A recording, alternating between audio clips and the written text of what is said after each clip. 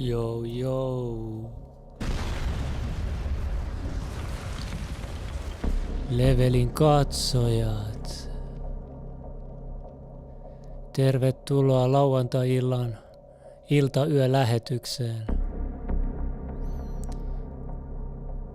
Tämä maailma muuttuu koko ajan oudommaksi ja ihmeellisemmäksi.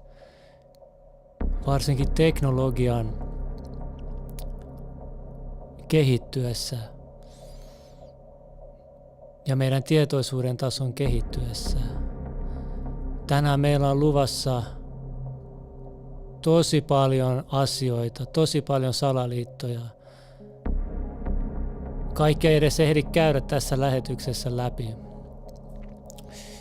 Ja te tiedätte, portti mystiikan tielle tapahtuu mun välikäden kautta.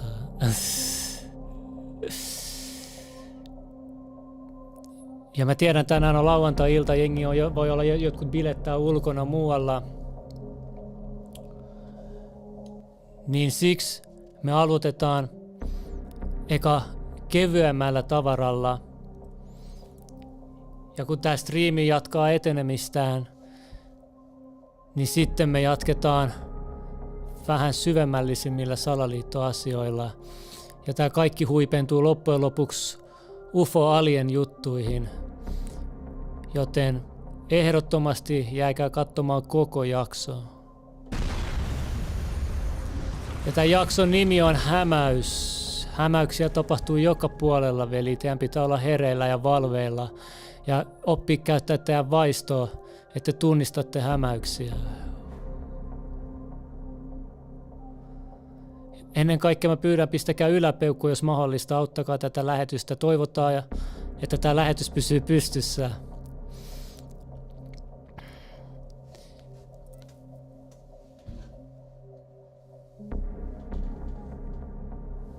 Kiitoksia, kiitoksia.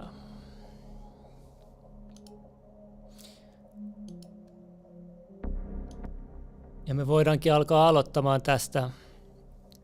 Näytän teille.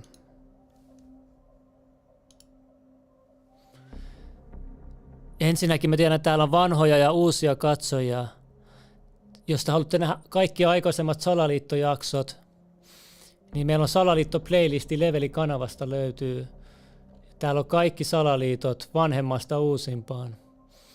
Voitte katsoa, pääsette vähän perille missä mennään.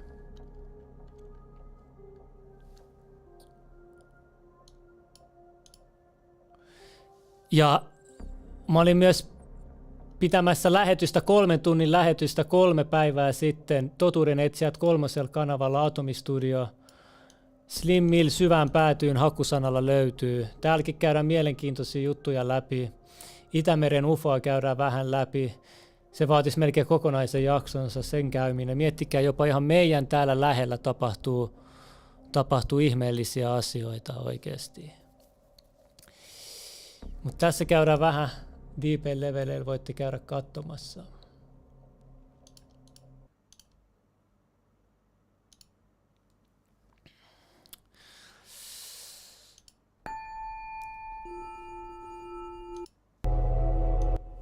Bro, mä en tiedä, ootteko ikinä kuullut näitä tällaisia binauraalisia biittejä, ne on oikeasti todella voimakkaita juttuja.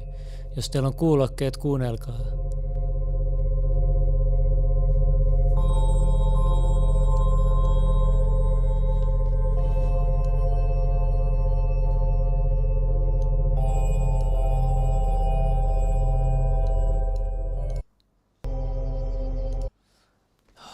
Mut joo. Kuunnelkaa. Nyt me aloitetaan siis kevyellä jutuilla. Katsotaan vähän mitä juttuja täällä on. Täällä on ekana tällainen kuin Secret Power of the X. Eli X-kirjaimen salaisuudet. Tää on 17 minuutin video. Mä näytän vaan teille vähän tätä alkuun, jos teitä kiinnostaa. In 1999, Elon Musk embarked on a digital venture, founding an online banking company named X.com. Pushing boundaries further, by 2002, he established his ambitious spaceship company, SpaceX. The narrative of X continued to weave into his endeavors. By 2015, another one of his companies, Tesla, introduced a groundbreaking vehicle, the Model X. The motif of X wasn't limited to his professional life. In 2020, his relationship with the artist Grimes blossomed as they welcomed their son into the world, intriguingly naming him X-A12. Elon Musk's fascination with the letter didn't cease there. In 2022, when he took the reins of Twitter, he once again left his signature, rebranding it as X.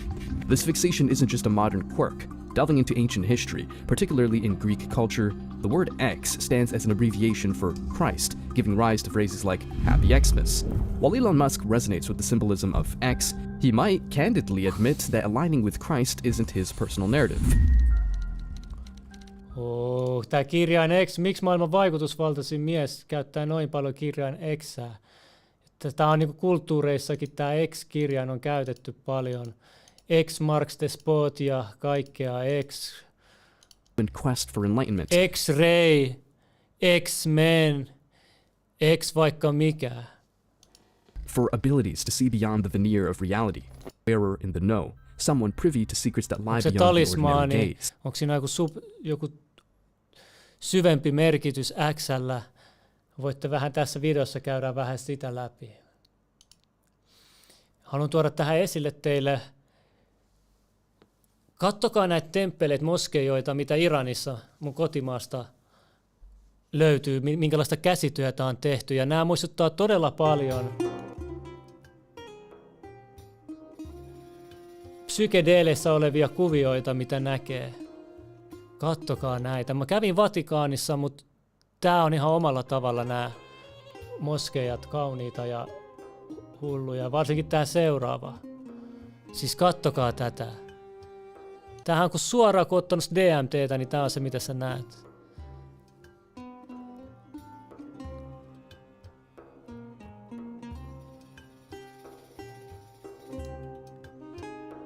Ihan hullu.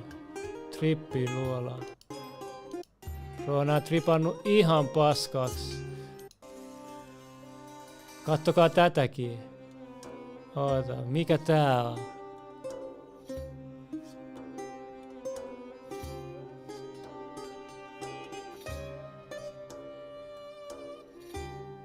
Mikä toi oli? Kattokaa.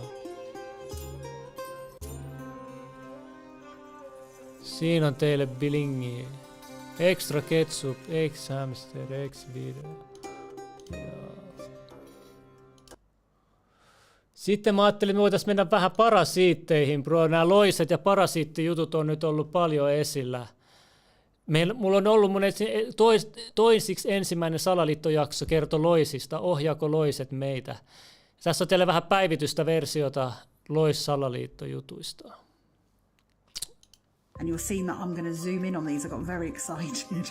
So this is the next lot coming through. Do y'all remember when these parasite cleanses were huge on TikTok and everyone was talking about it? Well, this is apparently a parasite cleanse and they're getting a colonic afterwards. And I can't imagine. It's just, ew. Oh my God. You guys, I've been doing the cleanse. It's day 4 of the cleanse. In a world first, a neurosurgeon in Australia has removed a worm found alive in a woman's brain. They say about 30-40% of the Elossa mato aivoista. world is infected with toxoplasmosis. Ah yes, parasites. Tapeworms, ringworms, hookworms, and more. If you grew up in America, these nasty little suckers probably never crossed your mind. Most Americans assume parasites only exist in poor foreign countries. Don't drink the water in Mexico, you could get a parasite. Don't eat the street food in China, you could get a parasite. Travel can be so exciting. New places to see and new foods to eat. But that can lead to a downside. Traveler's diarrhea can ruin your trip. And yet all the Americans we just showed you, the people in the videos who took a parasite cleanse and got some interesting results, they weren't traveling to foreign countries all the time, they weren't eating questionable street meat and drinking dirty water, they were all just living a normal life in America for years. And yet they still have parasites. And you watching this video right now, you might have parasites in you without even knowing. Juuri sinulla saattaa olla loisia tietämättäsi. Because the reality is, 1 in 5 Americans have a parasite in them right now. That's right, 1 out of 5 of you watching this right now might have a parasite in you. All it takes is drinking a little bit of dirty water once, eating day-old sashimi, kissing the wrong person, eating too many clams. Where are people picking up these parasites? Suutele väärää henkilöä. Ei enää voisi pussata. Parasites most commonly at the airport, through their friends, sharing food with people, kissing people, barefoot on the earth, which is crazy because I'm a barefoot guy, right? You know, sitting on a bathroom stall and on the toilet. And boom, your body becomes this guy's new home. But don't worry too much, because parasites won't send you to the hospital right away, but eventually they do grow and take up more space, which means over time, they can bury themselves deep within your body. They hang out in your gut and rob you of nutrients. Hookworms latch onto the insides of your intestines and suck out the blood, which can lead to anemia, slower cognitive growth, and malnutrition. They can even change the way you think. Ne voivat muuttaa jopa ajattelutapasi. Only recently that people have sort of started wondering about the effects that it can have on adult people. There's kind of increasing awareness that it may lead to certain mental health conditions. It can infiltrate our brain. Mielenterveysongelmia. Siksikö meillä on Suomessa mielenterveysepidemia? And form these tissue cysts up there. And some scientists think that it may lead to psychological problems as diverse as, rage disorders to schizophrenia. So if you feel constantly tired, if you have weird symptoms like itchy elbows, fatigue, or extreme Kutisevat kyynärpäät. Mitä syyhyy? Voiko se olla myös loiset? sugar cravings, if you have sokerin himo. Sen takia mä pidin huolta, että eka asia, mikä mä eliminoin itsessäni, on sokerin himo. Depression, anxiety, or the slew of other things that we just accept as commonplace today. And if it seems you tried like everything and nothing seems to cure these issues, and then you go to the doctor and they just tell you it's genetic or that you have autoimmune disease, and they just tell you to shove a bunch of big pharma drugs down your throats, well, the reality is you might just have parasites in you. But the good news is that all the people you saw earlier, once they did a parasite cleanse, everything changed. This is a jar full of whipworms. I found them. This is from just one session of the toilet. I'm not going into details, but that's them. I found out they also cause anemia. I used it on my last seasonal cleanse, and the things that came out of my body, I know this is gross, but I have to say it. I had like slimy mucus and worms in my poop. What's sad is that Americans used to be a lot more resistant to parasites. Back in the days when our food wasn't depleted of nutrients and we weren't spending 10 hours a day in a box under fluorescent lights, our immune systems could naturally fight the parasites off. Niin, ennen vanhaa vaikka elettiin epähygienisesti, niin silti niillä oli paljon vahvempi immuunijärjestelmä kuin meillä. Ja me luulen, että se hygienisyys auttaa vaan päinvastoin. Se voisi just heikentää immuniteettijärjestelmää ja sitten ne loiset tulee. Joten vastaus tähänkin, miten olla mahdollisimman hyvät chanssit loisia vastaan, on se tasapaino. Ei liian hygienisesti, mutta ei liiankaan likaisesti. But now millions of Americans are becoming infested with these organisms, and they're making us sicker and sicker by the day. I've been pooping out parasites. I have seen them in the toilet bowl. You guys remember that lobster I ate about a week ago? Well, it had a parasite in it, and I'm pretty sure I'm infected. Ever since I ate it, I've been going to the bathroom nonstop. My diarrhea is unstoppable. I told a few friends, and they're like, "Are you sure it was a parasite?" To give you a measurement, it was about this long, from this finger to this finger. That's how long it was. Looked like a tapeworm. A tiny brain-eating parasite has already claimed the life of a boy following exposure to the amoeba. It enters the body through the nose and can cause inflammation, seizures, coma, potentially death. And in this video, we are gonna expose it all. Tää oli vasta alku. Mitä tässä tapahtuu?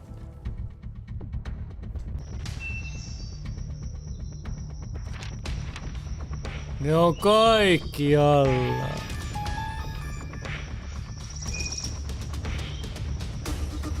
Time to unveil what Dr. Oz calls the mother of all parasites. This nickname Not picking it up. is Wormzilla. No. Is this what they call a tapeworm? This is a tapeworm. Oh, okay. And these tapeworm can grow up to 30 feet. It's not alive, right? It's still, it's dead. Parasites are literally everywhere. They're in your tap water, your unwashed Hanavedessäsi. Muistatteko te, mitä mä sanoin? Suomen hanavedessä on loisia. Produce. They're even in the tiny particles you inhale when you change your cat's litter.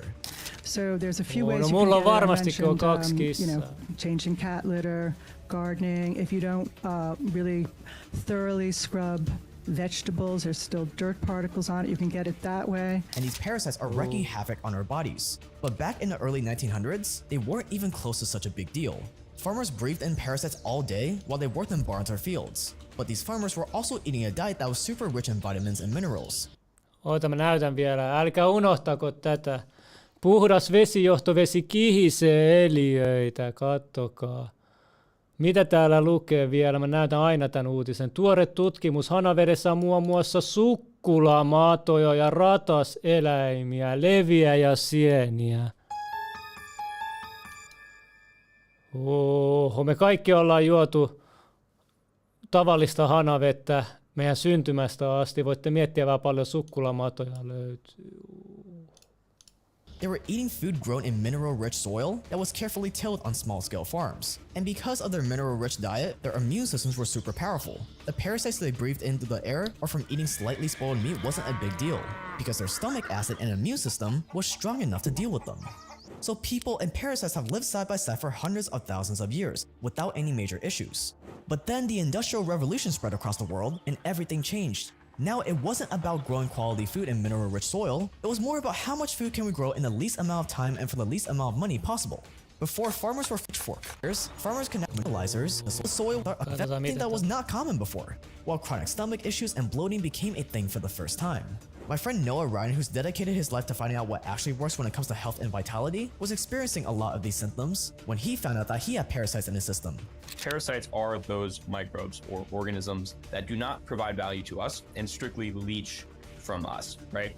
And my personal experience, it's like most people, you know, or really anybody for that matter that's ever traveled, eaten raw fish or anything, I've been exposed to a lot of parasites. And, you know, because of gut issues that I've had and just because of, you know, the natural state of our digestive systems, you know, some of those parasites do result in Joo, kuulemma tulinen ruoka on hyvä myös tappamaan. And I ate undercooked pork, and I was the sickest that I've ever been.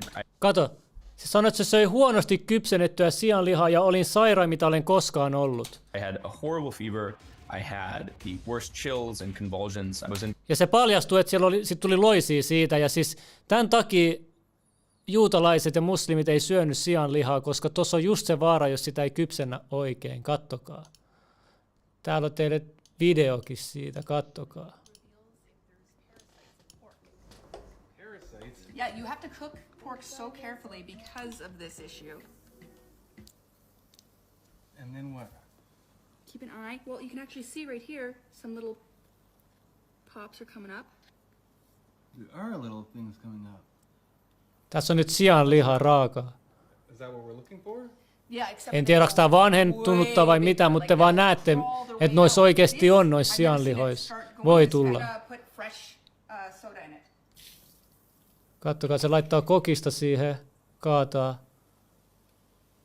Ja nyt. You can actually see them, like the heads of them popping through. It's so gross. Look, you can see them starting to crawl their way out. This one's moving. Oh, gross.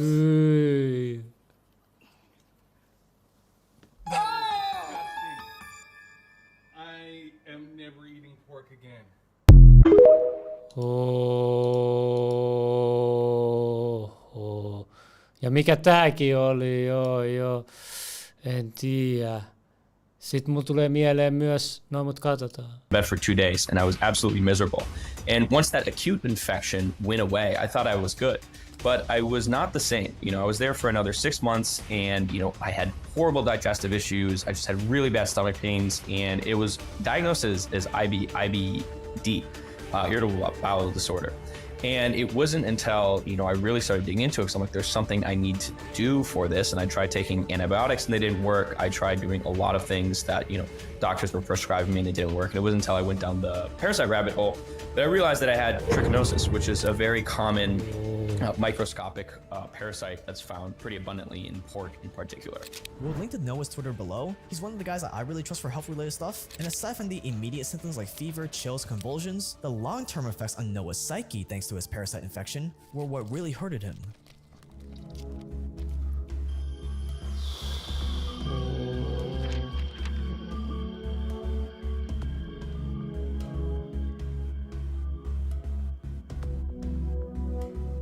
There is a class of organisms called parasitic manipulators. They were once thought to be very rare, but now experts in the field think they're much more common. Ei mitään hätää, uudet katsojat, me ollaan vasta aloitettu. Aloitetaan typically invade eka an animal and normi salaliittoon, sit do all mennään kinds of diipimpään. things. For example, they can tinker with the neurocircuits of their host. Sometimes they change the hormone levels or levels of neurochemicals. They've got a whole bunch of different tactics that allow them to basically No tosi fiksuja noi loiset oikeesti. A parasite's number one goal is to multiply. They want to mate with other parasites, lay eggs, and slowly take over whatever host they're living in.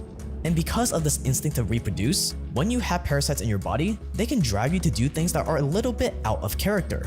When mice are infected with Toxoplasma gondii, a parasite only found in cats, the parasites actually make the mice sexually attracted to cat urine, which causes the mouse to not run when a cat approaches. Surfing the internet, looking for interesting. Hei, ja te, jotka sanotte, onneksi Suomessa ei ole mitään, se on turvallista syödä. Älkää unohtaa, kun mä näytän nyt vielä tää, mikä on Suomesta kuvattu. Siis hyvä, kun mä ostin tänään K-supermarketista niin kokonaisen kirjolohifileen, mikä oli tarjouksessa. Ja nyt kun mä avasin tämän pakkauksen, niin täällä onkin pieni yllätys. Että niin tämmönen tarttu mun sormeen, kun mä yritin kääntää fileetä. Mä luulin, että tää oli ekaksi joku niin lima tai jotain vastaavaa, mutta tää kaveri kyllä näyttää ihan elävän. Niin kattokaa sitä. Iu. On niin voiko joku kaloista tietävä henkilö vielä niin confirm? Vai onko se joku lihasseija? Oho, me luullaan, että ihmiset pyörittää tätä maailmaa, mutta se onkin loiset ihmisen sisällä. Kelatkaa, nää on outplayannut meidät. Oho. Ja älkää unohtako tää, mitä nyt viime aikoina oli uutisissa. Missä se on? Oho. Matomunia löytyi lisää. Oho. Kattokaa. Bro, näitä on joka puolella oikeesti. Näitä pitää vaan olla varuillaan vaan, tiedättekö te? Mutta joo, ei Suomessa ole mitään, älkää, se on vaan muissa maissa, ei ikinä meidän lähellä. Topics to write about. I came across an article about a parasite, a one-celled protozoan that invades the brain of rats, and it turns its innate fear of cats into an attraction. And when I say attraction, I mean sexual attraction. The rodents become sexually aroused by the scent of cat urine. That's a very bad thing for a mouse to be. Yes. And what I learned is, needless to say, that the rat soon ends up in the belly of a cat, which of course is very convenient for the cat. And here's the thing. Right now, 30% of the human population has this exact same parasite in them. And some scientists think that this 30% pelkästään toi parasiitti. parasite makes humans more sexually promiscuous too. And when I continued reading, I learned that about 30% of people around the world have this parasite in their brains. The vast majority of them completely ignorant of the fact. And that some scientists were concerned that it might actually be altering our behavior too. And it's not just mice getting hooked on cat urine. There are dozens of terrifying examples of animals getting infected by a parasite only to start behaving in a really weird, unnatural way. You see a spider on the left-hand side of the screen. I don't know if you... The worst thing is the chronic uneasiness that I had when dealing with that infection in terms of, like my mental health. I just had horrible brain fog. I couldn't focus for the life of me.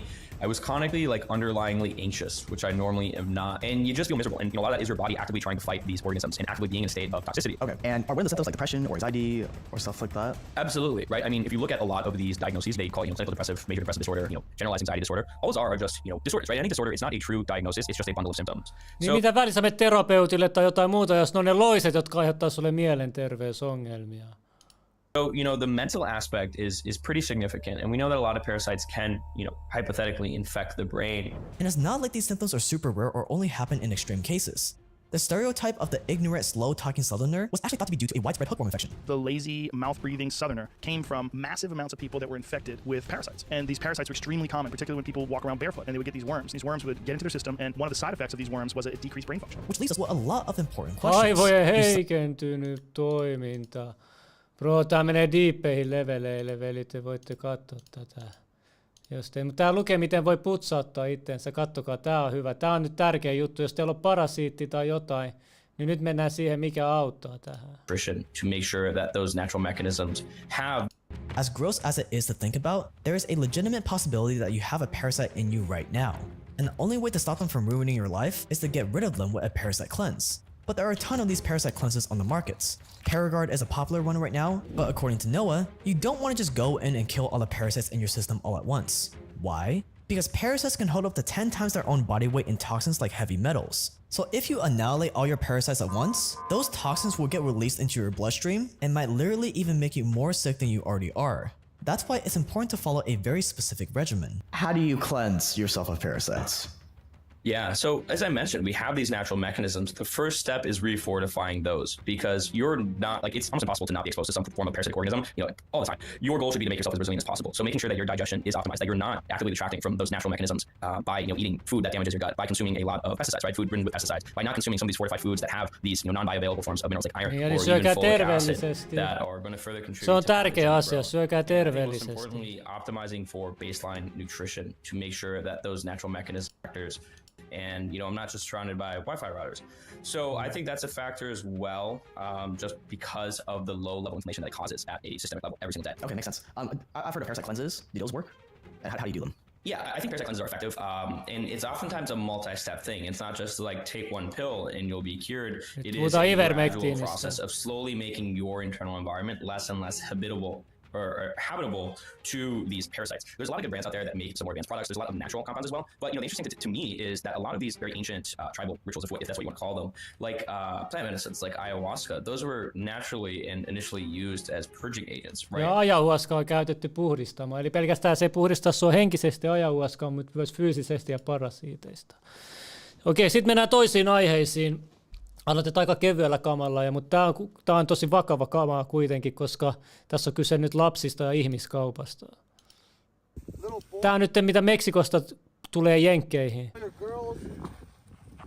boy shoes, more little girl undergarments, little girl shoes, little girl shoes, more little girl shoes, another, I don't know if it's a woman or another girl shoes. And there's baby bottles all the way in there. And just to show you guys,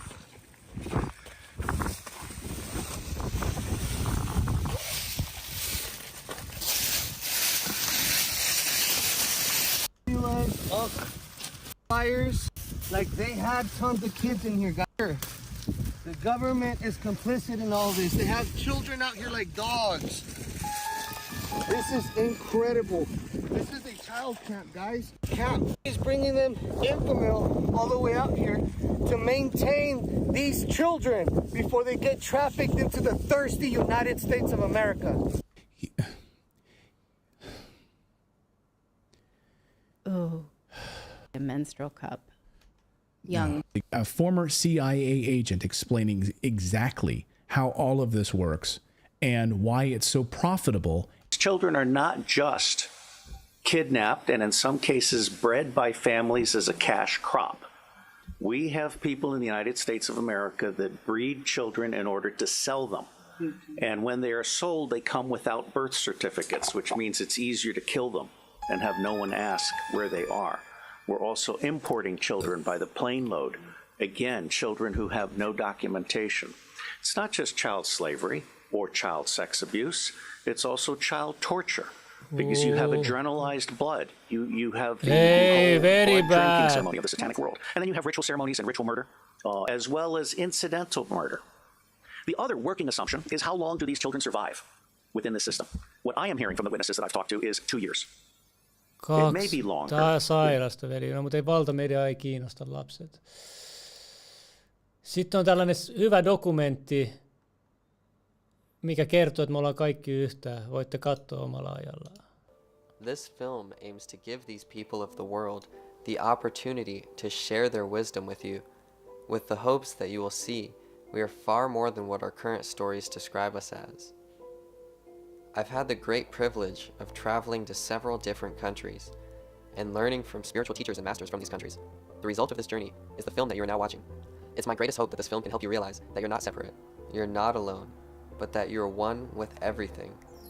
It is only our beliefs that separate us. Vain uskomukset erottavat meitä. Sitten älkää unohtako tätä Malaysia Airlinesin lento, joka katosi. Tässä on Kim.com oli jakanut tämän videon, tämä on melkein 3 tuntia pitkä, missä käydään kunnon analyysi, mitä tälle lennolle kävi. Älkääkä unohtako tätä haastattelua, joka oli ampunut Trumpin rakennuksessa, ja tämä paljastaa hulluja juttuja Didin homomafiasta ja kaikkea muuta. Tämä on ihan hullu juttu. Illuminatista puhuu ja eri salaryhmistä. Illuminati. Yeah, Illuminati. Okay.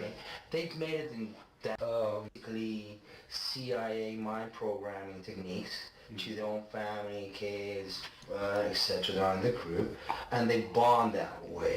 Okay, so they do sexual pedophilia. They do animal abuse, killing of animals, blood sacrifices, and everything in the Bohemian Grove. Okay, the Bohemian Grove, the bushes go there. Nyt Ryan Garciakin, se tosi tunnettu maailmanlaajuinen nyrkkeilijäkin, on puhunut nyt Bohemian Groovissa, että sekin on nähnyt siellä hulluja juttuja. George Senior and George, both of them are in the same agenda. Tämä on vaan mekko päällä uskottava tyyppi, kun tämä on poliisikuulustelun video. Se on sen vankiasu. Okay, so is Donald Trump. He's also a distant cousin. So if you see, there's a direct correlation of the presence of the United States being bonded between family ties, okay? Gotcha. All these family ties, while not go back to the same place, the royal family in England, okay? The family here of the Illuminati are descendants of the royal British family, okay? They have children between themselves. Why? Because they have an issue, you understand? They want like superiority of the race. They see it that way. But really, Rodun paremmuus. Kuunnelkaa, mitä se sanoo. The race. They see it that way. Rodun paremmuus. Pidetään tämä mielessä, kun me jatketaan tätä jaksoa eteenpäin. But it really it backfires them because it makes them simple-minded. You understand? When you have sex with your family, your kids are not gonna come out small. You understand? They're gonna come out dumb. All right? So Donald turned his back, but he's still trying to negotiate a peaceful way out, and they have an agenda to kill him, okay? Example, if you look at the Illuminati card games, example, okay? You look at the game, Illuminati card game. I'm not familiar with it, so help me understand. It's a card game. It's a card game. That tells exactly what their agenda is. Gotcha. Tämän insiderin mukaan Illuminati-kortti kertoo, mikä niiden agenda on. Ja nehän on ennustanut jo World Trade Center ja Pentagon iskut ja muitakin juttuja. Jengi on ihmetellyt. It's called mental pre-program. That means that you predispose already. Once you play this, your mind is already predisposed at this happening, and you accepting it. Okay? So they have a picture of Donald dead in that game. Oh, okay. All right? I'm not crazy. They have a picture of Donald dead. But they also had the Twin Towers. They had everything on there. Gotcha. Okay? From A to Z. So it's kind of like a hidden agenda, which they try to make it open to our eyes, but we really don't see it. We're so busy working. It's kind of like hidden in plain sight. It's hidden. I think I see what you're saying. Okay, how do I know this? Yeah, that's what I want to know. How do you know this? Do you know Sean Combs? Puff Daddy? Yeah. P. Diddy, whatever you call himself these days. Yeah, go ahead. Yeah, he's part of what's called the Boule. The Boule is a branch of the Illuminati. Okay. Okei, eli se sanoi nyt, että Diddy kuuluukin Illuminati-haaraan. Ja se kertoo tässä hulluja juttuja myös P. Diddystä, ja tämä oli vielä ennen kuin nämä jutut paljastuu. Niin nyt jengi on tullut takaisin tämän videon ja miettinyt, hetkonen, tämä kaveri saattaakin olla oikeassa näistä asioista, mistä se on puhunut. Yeah, he's part of what's called the Boule. The Boule is a branch of the Illuminati. Okay. It's the black people. Okay. I'm from Africa, so I'm not a racist. Okay, you're my brother, so I like black people. Okay. My mom, I was raised by an African woman in my house. Okay. She was just a servant, but she was she took care of me. Right. So I love black people. Okay. I had settlement with Sean, okay? And he belongs to that agenda. That's why he's so famous. They land all the contracts. It's his attorneys, which are Mark Garagos and Ben Mercedes. Ben Mercedes worked for Bad Boy Entertainment for 4 years and worked for Hillary Rodman for 5, okay? When I take Sean the threat of death on me, okay? I don't have it, but I can make it available. I'm a CIA agent. That's why there's so much identity. Mitä täällä? Kattokaa. Don is intelligent. We have a similar... Hän sanoi, Donald Trump on älykäs. Intelligence and overview of things. The only thing is he's not seeing that Hillary is a distant cousin of his, and Obama have a different plan for him. Do you understand? No offense with Obama, I don't know each and every American, but he was part of that 9/11 agenda. He's a CIA agent, an ex-CIA agent. That's why there's so much identity issues with Obama. Who knows his real name? They say what he was born in Obama on CIA Nobody agentti. knows. Why? Because he's ex. Sitten CIAsta puheen ollen, kattokaapa mitäs täällä paljastetaan, kun jengi puhuu mikä on deep state, mikä on varjohallitus, mikä Yhdysvallan varjohallitus. Tässä käydään CIAn historiaa läpi ja miten siitä muodostui varjohallitus. National security. Tämä on 40 vuotta, tämä on valtamedian ammattitoimittaja, 40 vuotta tehnyt toimittajaduunia, nyt se kertoo teille. Go to town. You must stir the ingredients in your chocolate cake. So clean, but so soft and smooth. Operation Paperclip, 1945 to 1959. The Americans wanted to get those Nazi rocket scientists on their side so that they could develop their own rocket capacity. James Angleton, for example, protects a general under Hitler. CIA gets involved in the Italian elections, 1948. Puts his thumb on the Italian democracy and makes sure that U.S. allies win.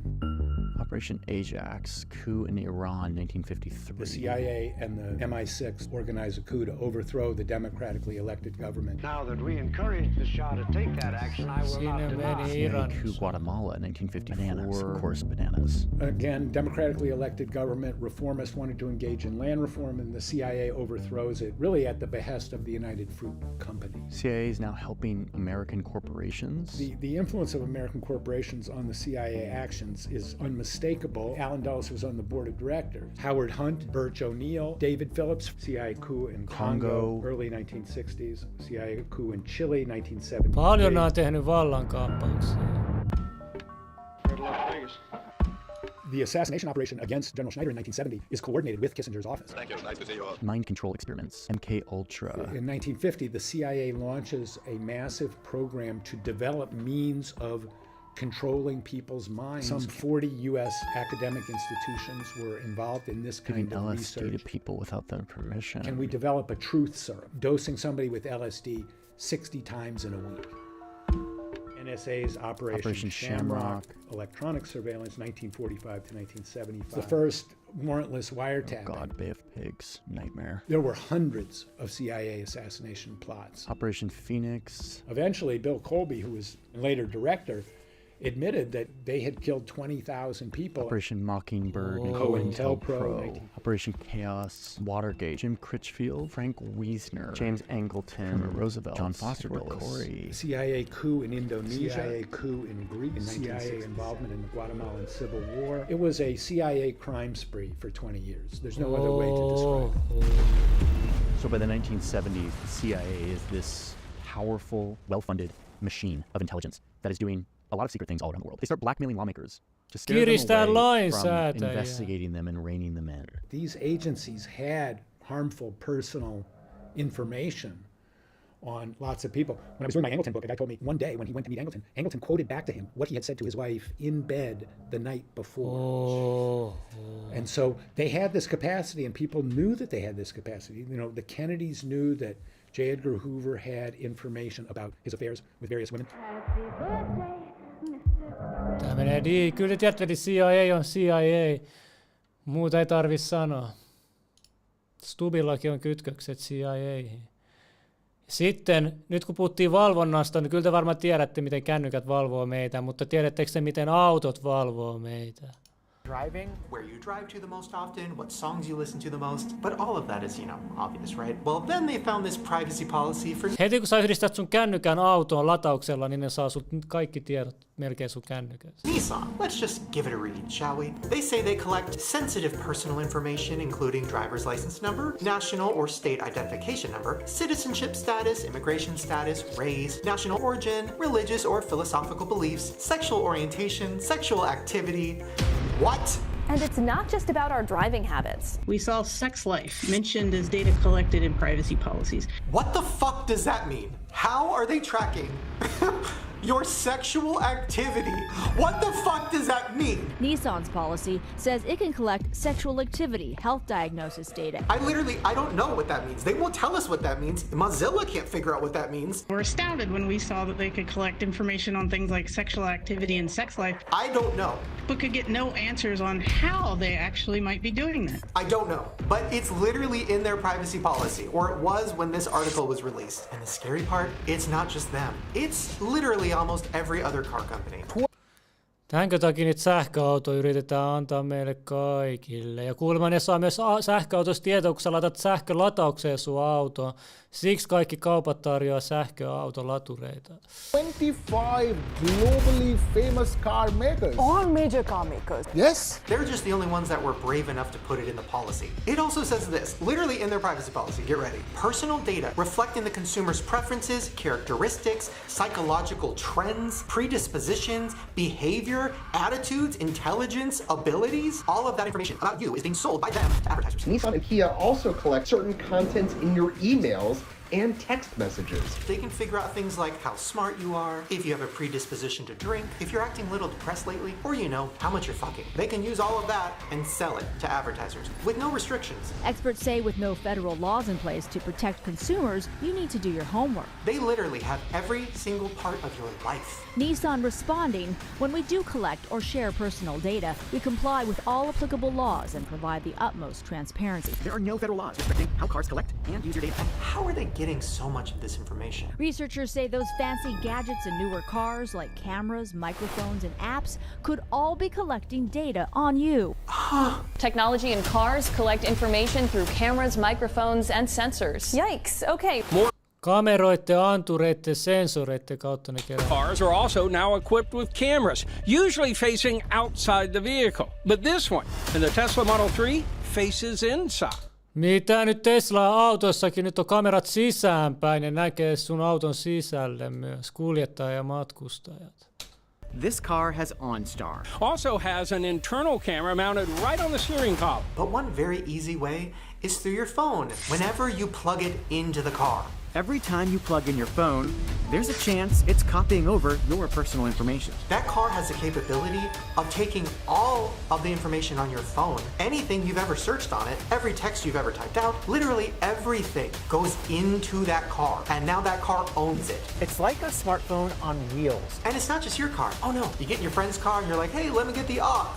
I don't know if people say that anymore. But you plug your phone into your friend's car and boom, now their car has all your information. You get in an Uber and you charge your phone and now bam, that car has all your information. Any car that has a computer system in it has this capability, and most of them say it in their privacy policy. Chevy's long privacy policies say GM could pretty much take whatever data it wants. The question is, why? And it's not just your cars. Have you noticed that there are charging stations now everywhere? Coffee shops, airports, malls, literally everywhere you go now, there are huge charging stations. Why do you think that is? Just because they're being nice? I mean, they are free, so they must be doing it out of the goodness of their heart. Or they're stealing all of your fucking information every time you plug your phone in. The FBI is now warning about public charging spots like these, saying hackers have been able to infect them with malware.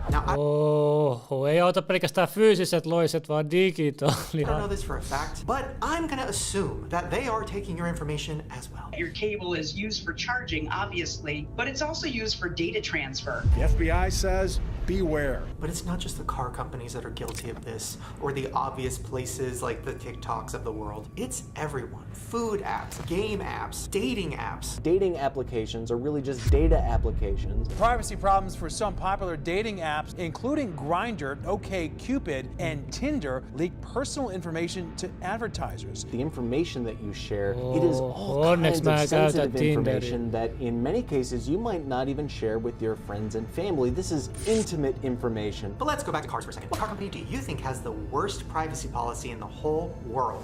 Tesla, baby. Tesla has assured its customers that privacy is enormously important to the company. Teslas, in common with many cars, have cameras all over them. They are meant to be private, of course, and that appears not to have been the case, at least in the past. Has found that employees of Tesla privately shared sometimes highly invasive videos and images recorded by the car's cameras. Among the videos shared were images of a man approaching his car naked. That's No mut joo, nyt tiedätte, fuck sähköautot. Sitten nyt mennään vähän enemmän teknologiapuolelle. Katsotaan, no ainakin tämä video, katsotaan mitä täällä on. Tai itse asiassa otetaan tämä vähän hetken päästä, mennään oikeassa järjestyksessä. Näin.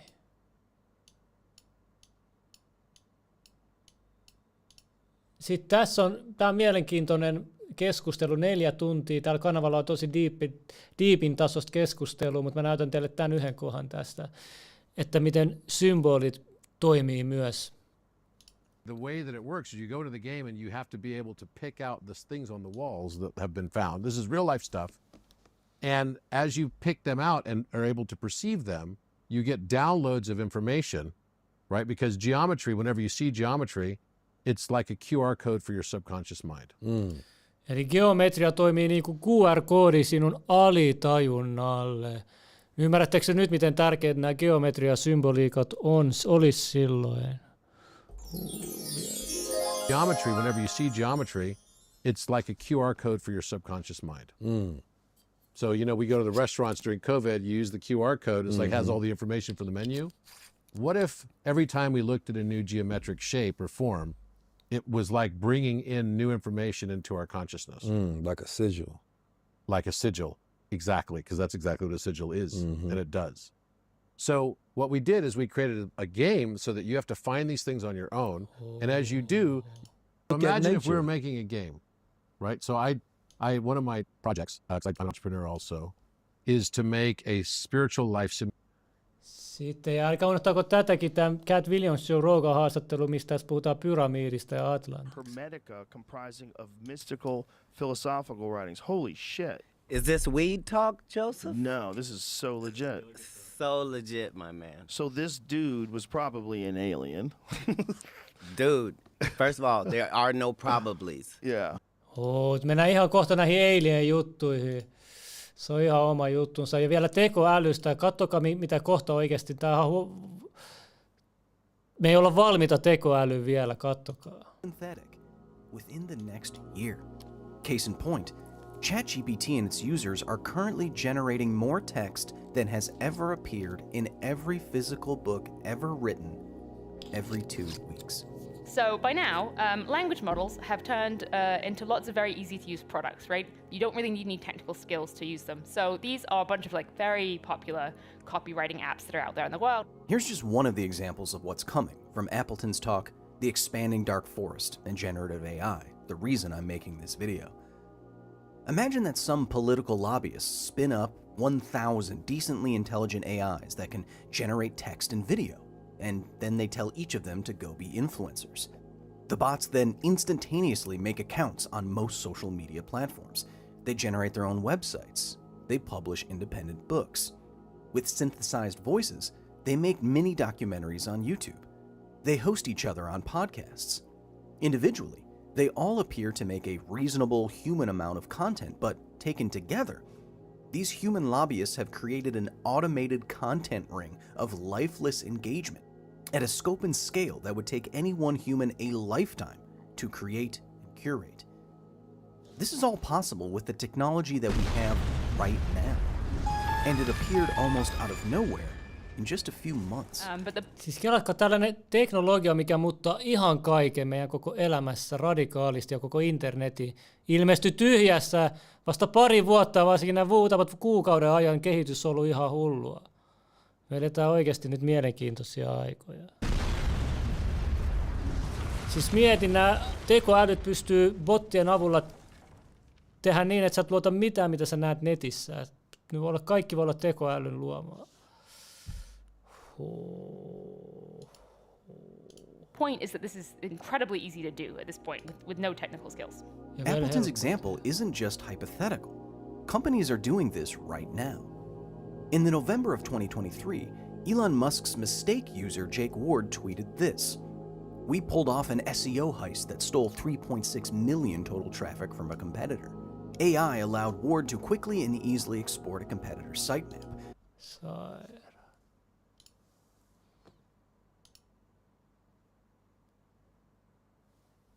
Mä odotan, että tämä latautuu sen aikaa. Mä kerron teille, että tähän lähetykseen voi nyt lahjoittaa, ne tulee näkyviin lahjoitukset. Mä oon nyt säätänyt sen. Ja tuolta voi katsoa, jos haluatte supporttaa tätä jaksoa ja tarvittaessa voi soittaakin, jos on jotain tärkeää. Tuossa, kiitos.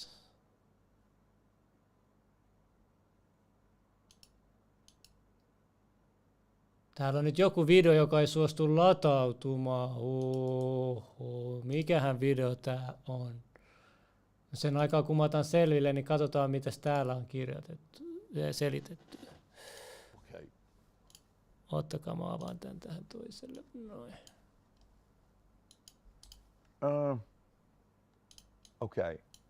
So you think the idea right now to read people's thoughts that technology exists? Absolutely. To read people's thoughts. Absolutely. You're currently right now just having a series of electromagnetic impulses fire in your head. That's absolutely readable and at distance. Toi aina, kun toi pitää ihan ihmeellisenä, että joku voi lukea sun ajatukset. Bro, meidän kännykät tekee sitä nyt jo. And at distance. Absolutely.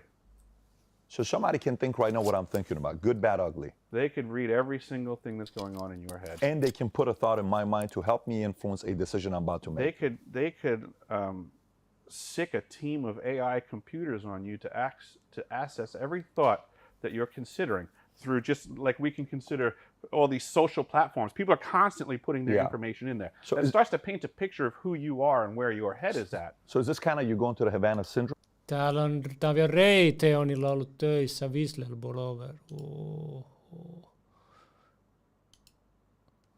Sitten Alex Jonesilla oli hullu jakso. Nyt me mennään näihin juttuihin, sukupuoli, transujuttuihin. Aloitetaan katsotaan eka. Te tiedätte, Michelle Obamasta on jo pitkään ollut teorioita, että se on oikeasti mies. Monelle se ei ole enää uusi juttu, mutta pitää nyt eka muistuttaa, koska meidän pitää aloittaa siitä, mistä koko homma on lähtenyt.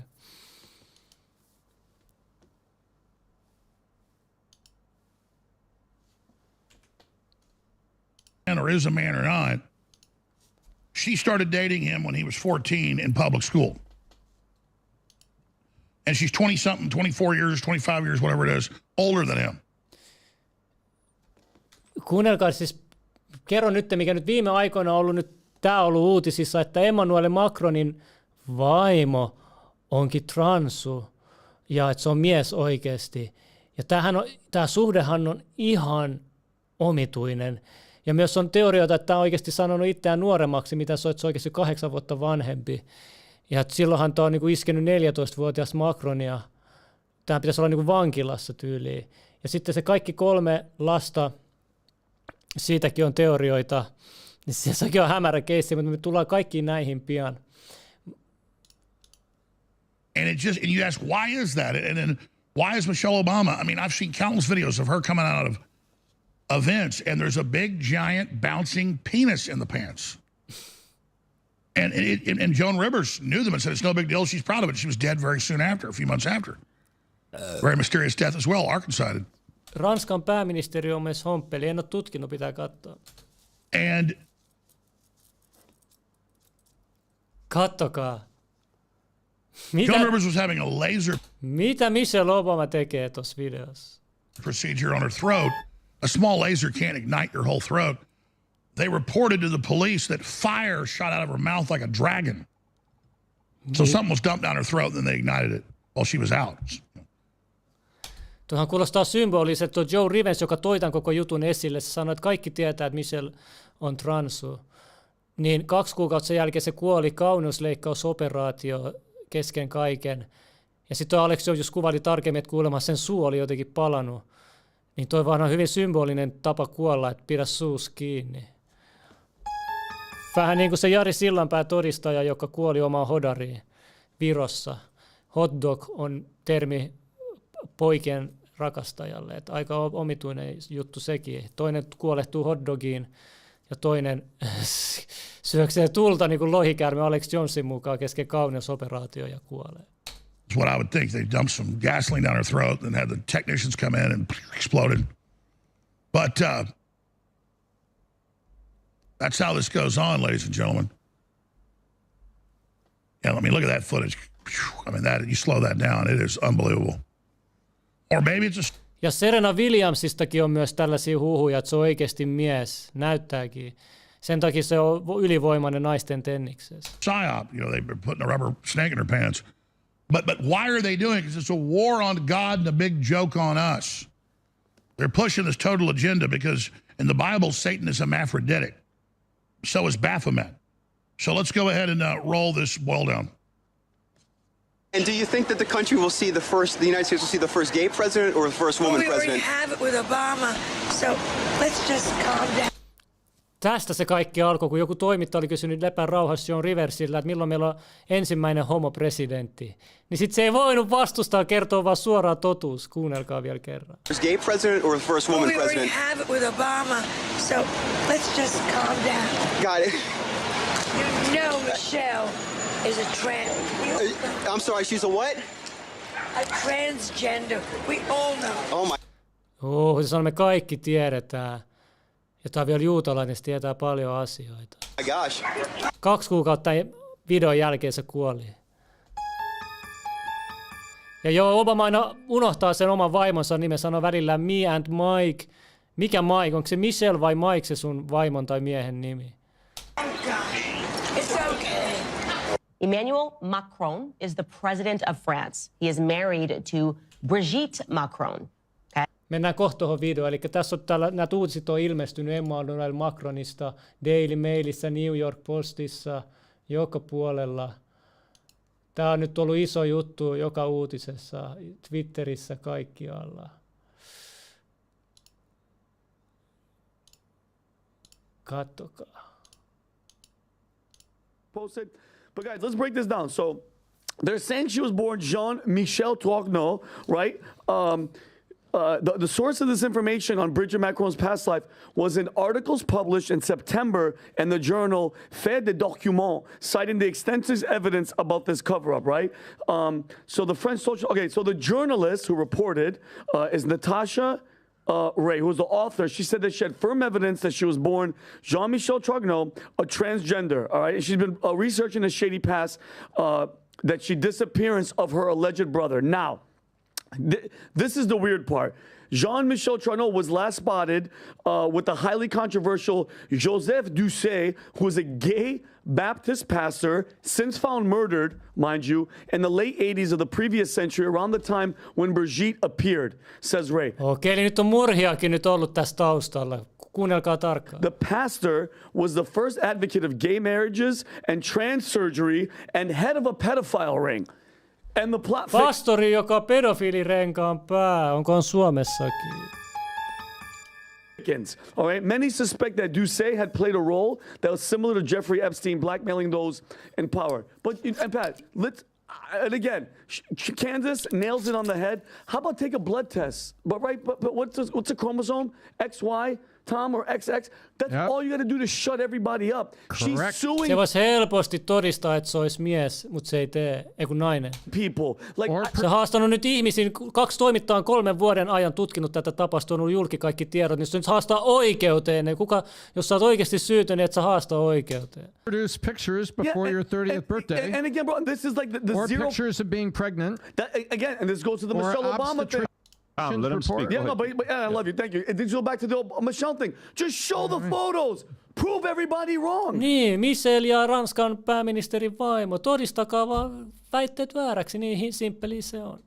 Okay, but here's even in depth that you guys didn't talk about. Emmanuel Macron is 46.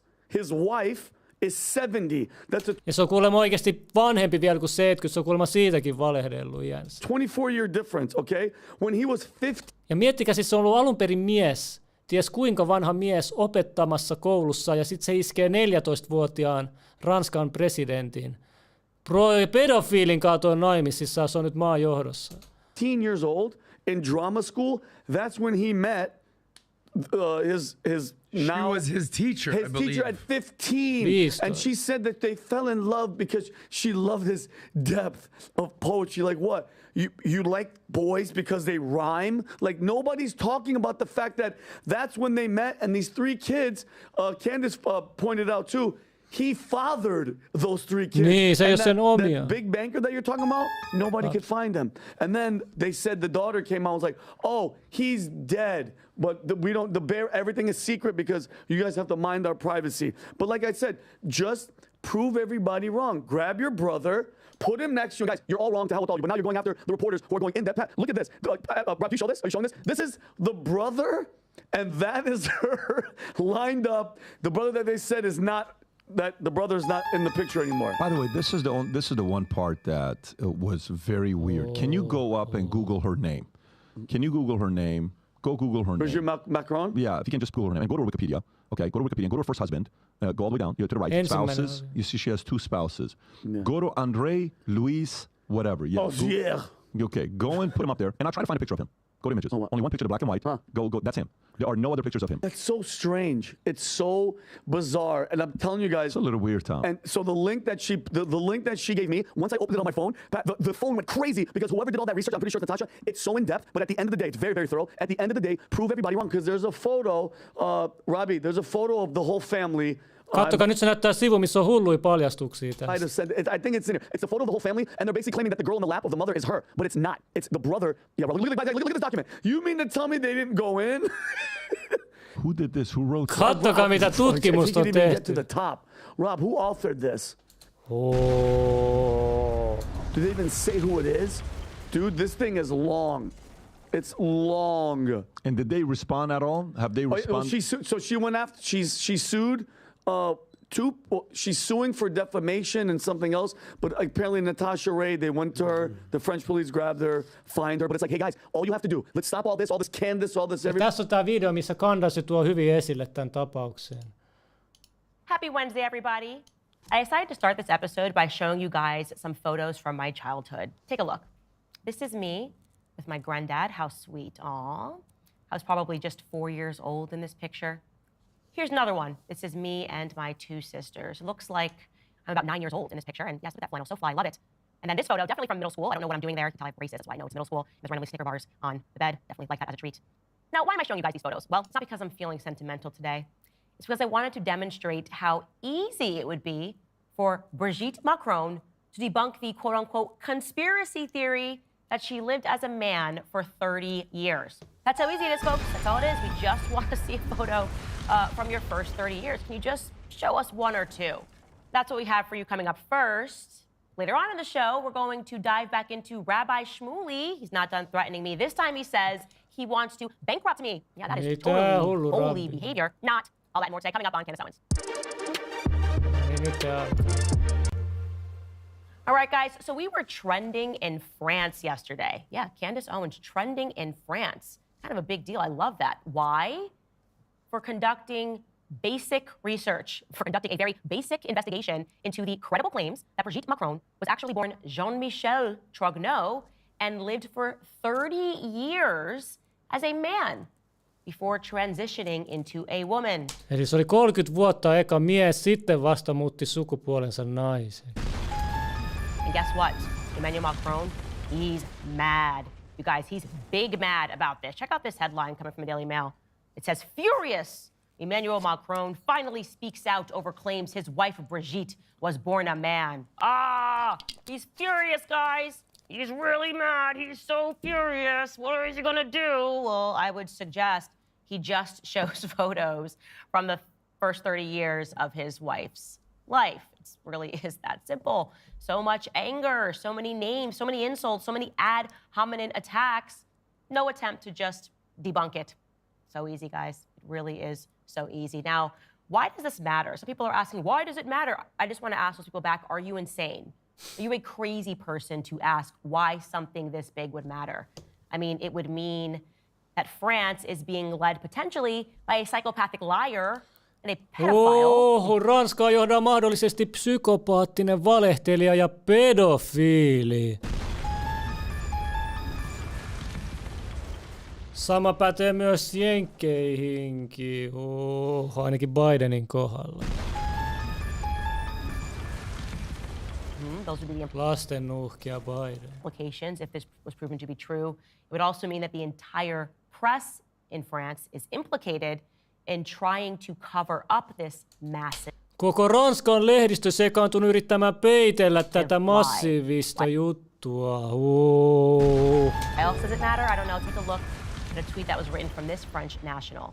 It translates loosely into, the madness is that we French people turned a blind eye in 2017, accepting that a child vampirized by an adult becomes our leader without even worrying about morals and ethics, without even recognizing that this necessarily has a psychotic impact on the guy.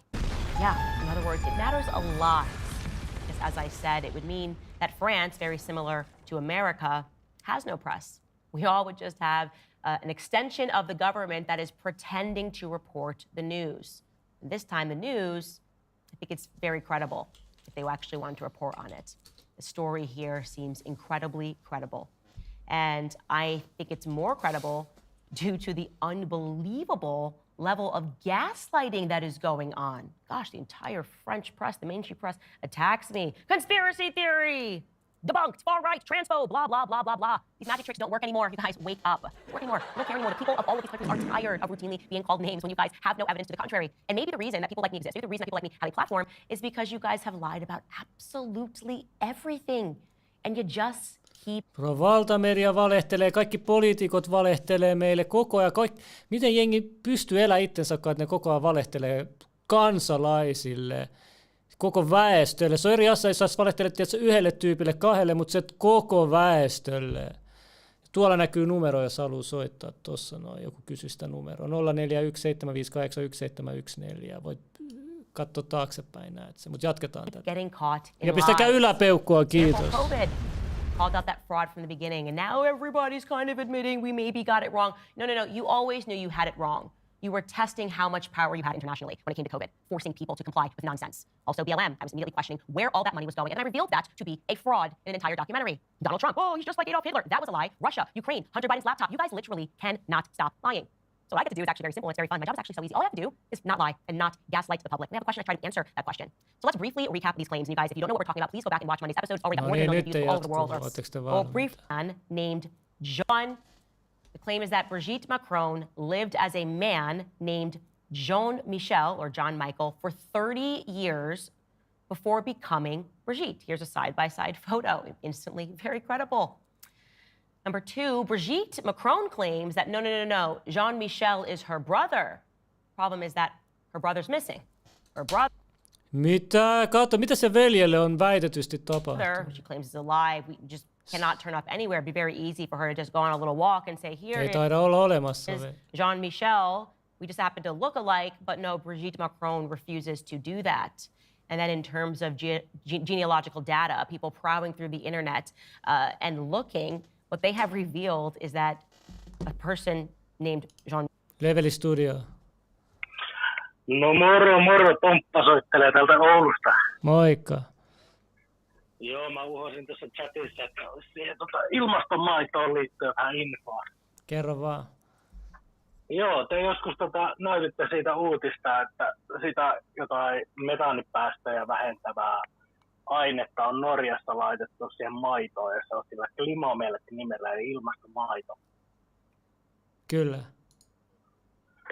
Ja mä sitten perehdyin siihen hommaan ja paljastui, että sitä on Suomessa myös alettu käyttämään jo viime vuoden puolella. Okei.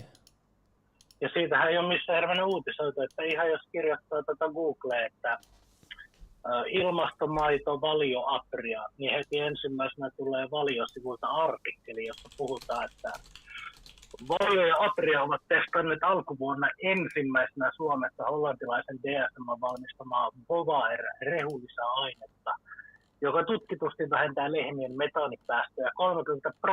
Ja sitten jos kirjoittaa Googleen, että Klimamelk ja Bovaer, niin löytyy artikkeleita, missä sanotaan, että Norwegian dairy producer Gu Meijerien is starting production of Klimamelk using our Bovaer additive, eli se on sitä samaa ainetta, josta teillä oli sellaista juttua, ja Valio ja Atria Suomessa on ottanut sen käyttöön. Okei, kiitos tiedosta. Jees, että aikamoista hettiä, että tästä ei ole niinku uutisoitu missään niinku mediassa mitään. Joo, pitää vähän tutkia tätä, perehtyä vähän paremmalla ajalla vielä paremmin tähän näin. Kyllä, mä voin heittää vaikka linkki. Joo, heitä linkit, se jeesaa. Mitä kautta? Mä oon siellä Telegram. Jostain ihan sama, kyllä mut löytää joka puolelta somea. Onko se Facebookissa? Joo, sielläkin. Okei. Joo, mä heitän vaikka sinne. Mitä siellä on ilta mennyt? Hyvin, mutta minulla on nyt tää kesken tää salaliittojuttu, ei ole nyt aikaa jauhaa tuohon päivässä. Joo, okei. Sori. Kiitos teille, kun teette tätä ohjelmaa. Joo, kiitos Syvään. No niin, jatketaan vielä. Michel existed for about 30 years and then just stopped existing. And then suddenly Brigitte Macron arrived and existed. So yeah, that's problematic. Number 3, there are no photos of Brigitte Macron in the first 30 years of her living. This is the biggest point. Again, as I have demonstrated, it's very easy to show photos of you living for 30 years. In fact, the opposite is happening. The press, in one circumstance, has tried to pass off a photo of her daughter. They just turned it into a black and white photo and said, oh, no, there's Brigitte. In a desperate attempt to pretend that Brigitte existed as a child. Here is a side-by-side photo. It is obviously Trefane in this photo. Trefane is the name of her daughter. So that's weird. It's also weird that they're sending the police to threaten people that are covering the story. It's just very bizarre. Lähettää poliiseja uhkailemaan niitä, jotka on paljastanut näitä tietoja. Number 4, the international press could not locate her alleged ex-husband that she allegedly had 3 children with. That's a big deal. Yes. On paljon yhteensattumia tässä international tapauksessa. press, nobody was trying to spin a conspiracy theory, just said, wow, this is weird. We can't find her ex-husband.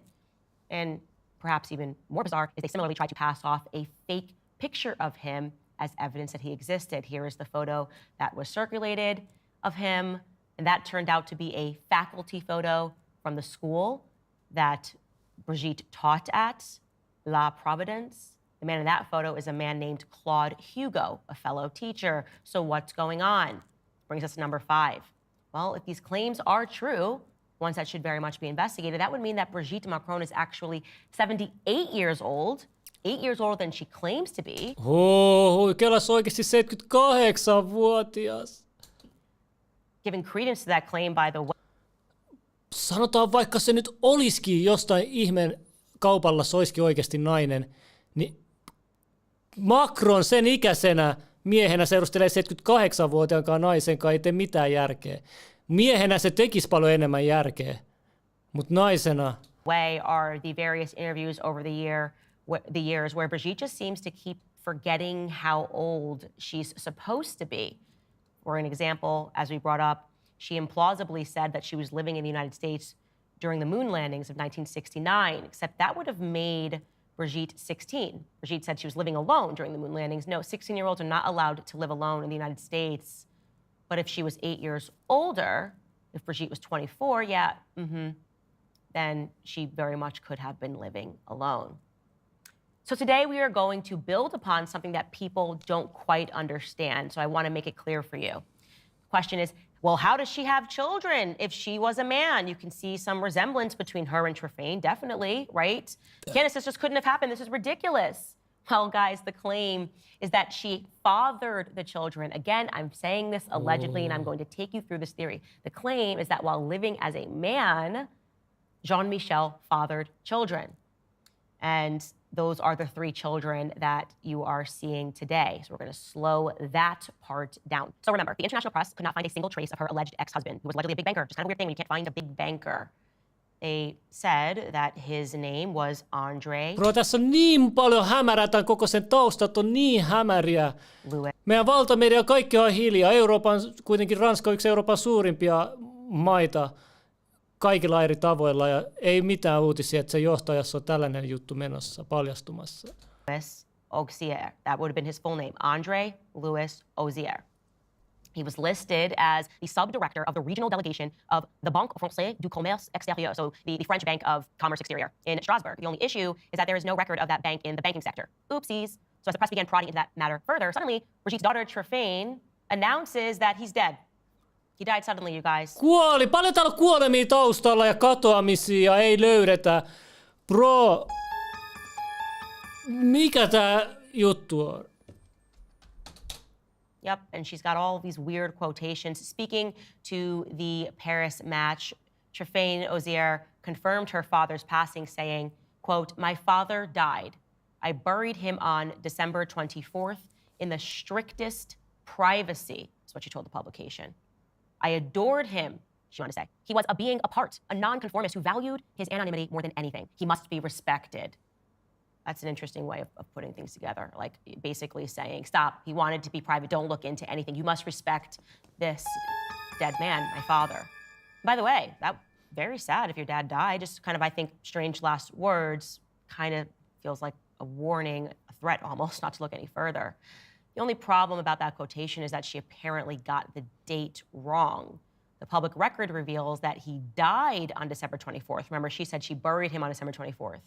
Public record reveals he died then, and then he was cremated on December 28th. Now, again, I just want to state the person that can't even be located is now suddenly dead, and his daughter is maybe confusing the dates. Very strange. Paljon valheiden perään joka lähteestä, jotka puolustaa Macronia. What the fuck?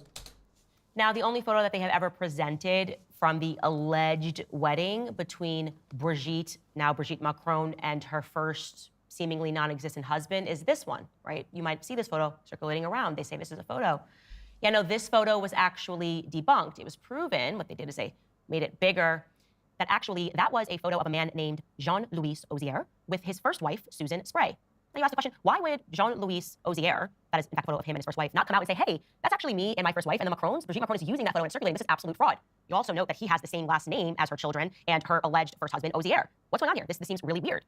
Apparently he's somehow related to her non-existent husband. Let's look into this, and I'm going to unpack this very slowly for you. Here is the theory, and again, I want to state that I believe it is credible based on the press reaction and the non-debunking that is taking place. Again, this is just a theory. The theory is that Jean-Louis, that person that you just saw, the person pictured in that wedding photo, was extremely close with Jean-Michel Trogneux, now Brigitte Macron, right?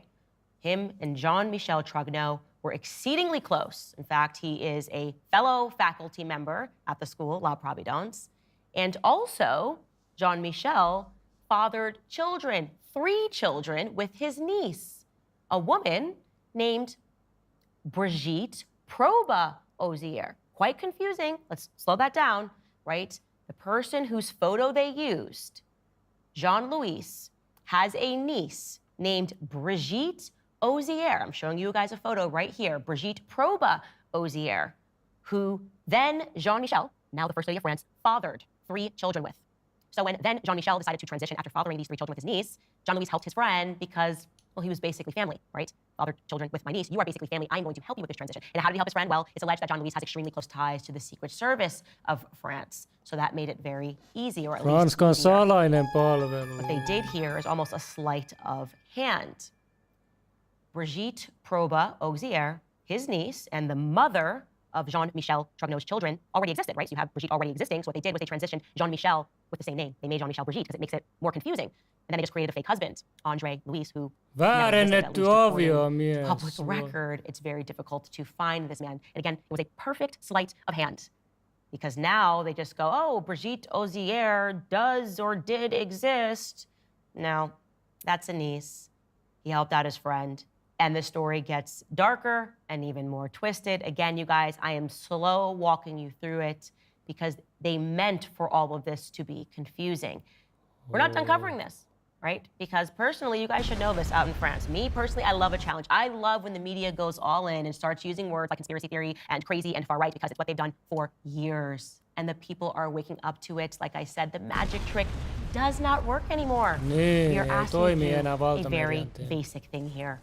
Show us the photos of the 30 years. If we're so crazy and so conspiratorial, please just show us the photos of Brigitte Macron's upbringing.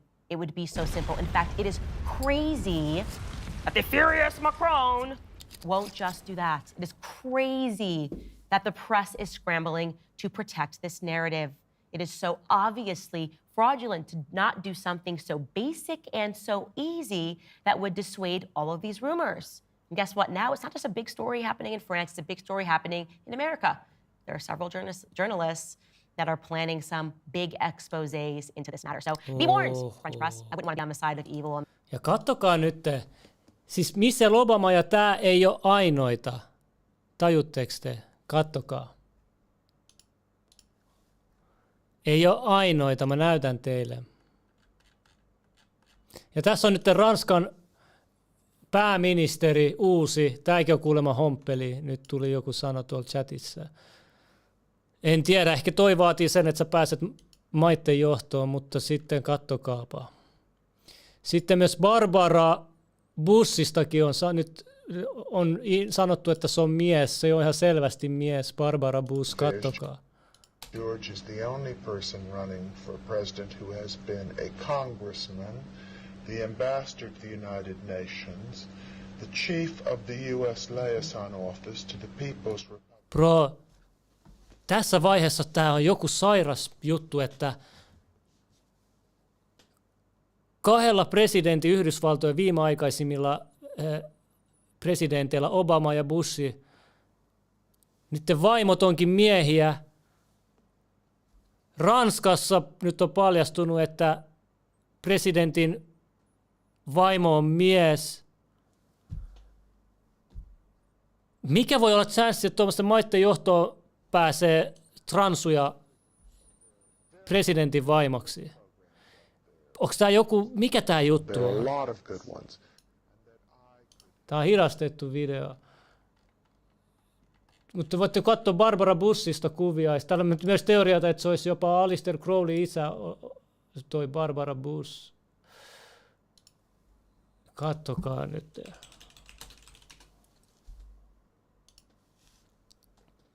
Onko tämä mies vai nainen?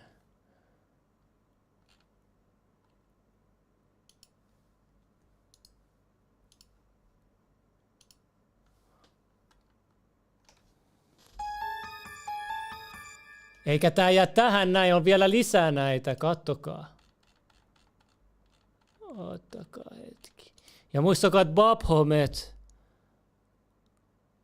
on, molemmat sukupuolet näkyy Baphomet-jutusta.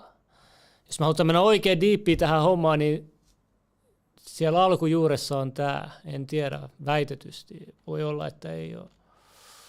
Ja sitten kattokaa, Chuck Schumerinkin vaimo. Mikä tää juttu on oikeesti?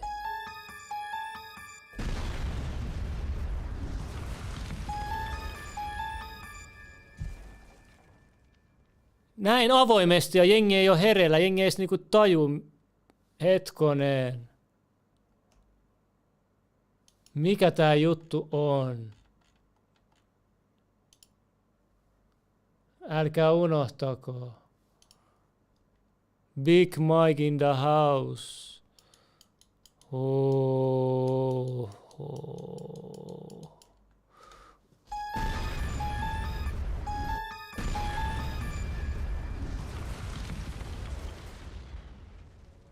Kelaa kaiken huipulla onkin transu homoklubi. Ja mikä tää on? Henry Kissingerin mies. Eiku vaimo. Bro, paljon mun pitää kaivaa teille näitä. Maan huippujohdosta. Kattokaa nytten oikeesti. Mikä tää sairas juttu on? Miten jengi on herännyt tähän hommaan? Näitä on tehty jo vuosikymmeniä.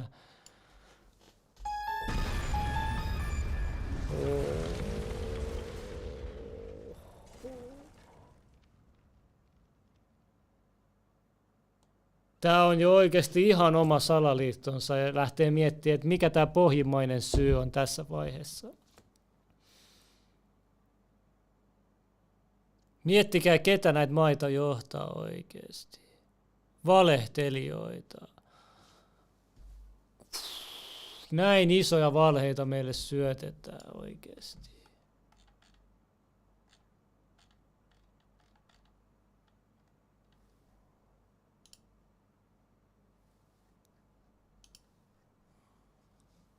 Sekä yläpeukkuu hulluille exposille.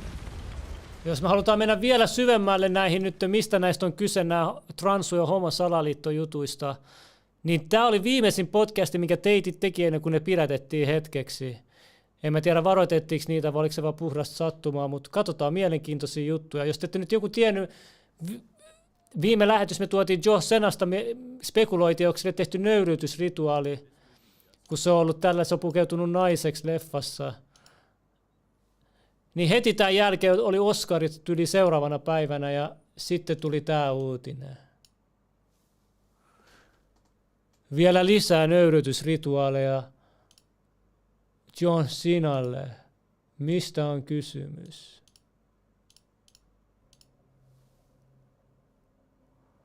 En tiedä.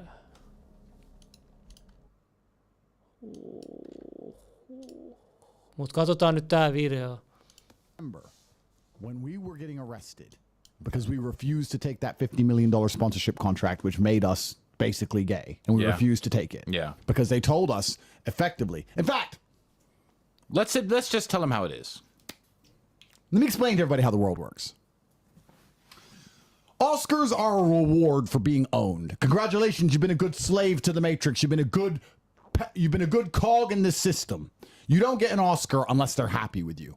How and why would they be happy with you? Well, I don't think many people understand that streaming is a relatively new phenomenon. And streamers becoming cultural icons is certainly a very new phenomenon. 5-6 years. Yeah. You realize that sooner... No niin, tässä. Nyt se selittää teille. Katsokaa. Guess that got Andrew Tate arrested again. So let's watch it together, and then at the end I will give you my thoughts. So you're a person, right? Gatekeepers, this chat's saying. Gatekeepers. Nice. Gatekeepers. So you're a person, and you have dreams and ambitions. This is you, person. I'm going to illustrate this with a graph. You're a guy, and you want to become an actor, or a singer, or a streamer, or a novelist. Doesn't matter what you want to be. And you think that your talent and your hard work will get you there. And then you realize you need some networking. You need to know the right people. And then you're going to realize that sooner or later you're going to come up to a gatekeeper. And a gatekeeper is either going to be a publicist, a manager, an agent, a production company, a streaming platform. It doesn't matter if it's YouTube. It doesn't matter if it's... It doesn't matter if it's Warner Brothers. Sooner or later, for you to be well known, you're going to have to do a deal with the people who are in charge. And the deal they basically want for you to do is become gay. You can... Ja nyt tuli juuri nyt tietoa, että poliisi pysäytti Junnun auton äsken. Kuulemma lisätietoa huomisessa lähetyksessä. Jatketaan nyt tätä homojuttua. Only get so large until you hit that wall. And you either bounce off it and go down to nobody and all your dreams and aspirations are crushed, or you go through it and come out covered in rainbow flags and come!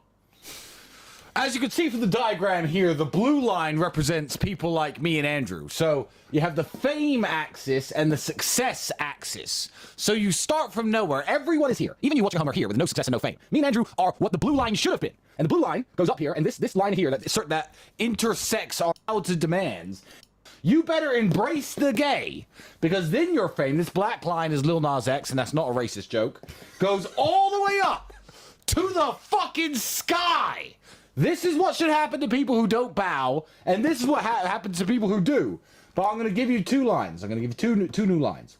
There's the Alex Jones line, right? So here's the gay line. Alex Jones is known as a superhero. I guess his fame and success...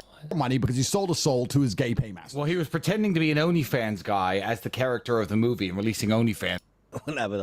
Mutta tämä menee diipelle juttuille oikeasti.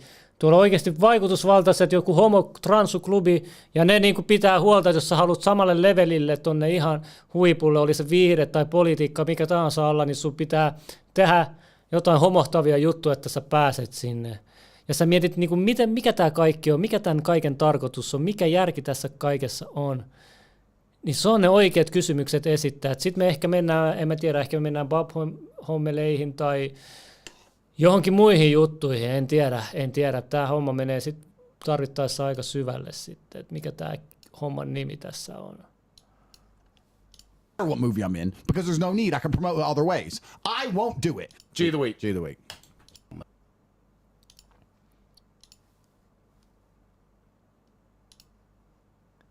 Sitten Tartariasta myös Finton Vitonen on nyt alkanut tehdä Tartarian valtakunnasta. Ne on ainakin nyt tehnyt hyvän videon.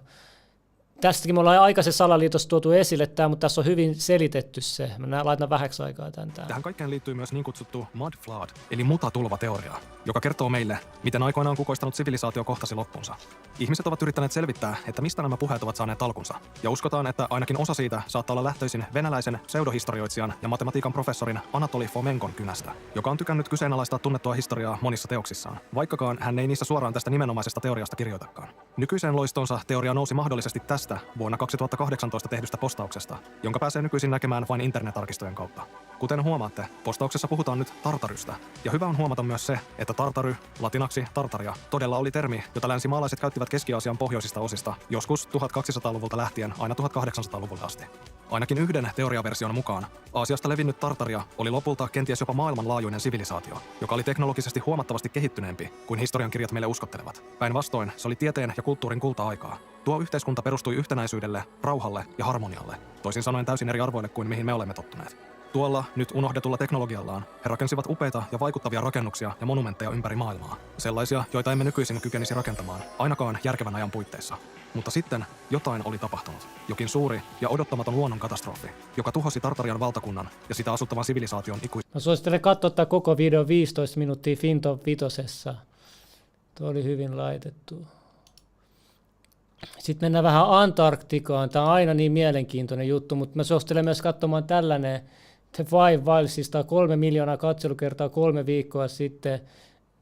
Mysteries Beneath of the Ice. Kattokaa, tässä on mielenkiintoinen kohta. Kerrotaan kartoista, Etelämantereen kartoista.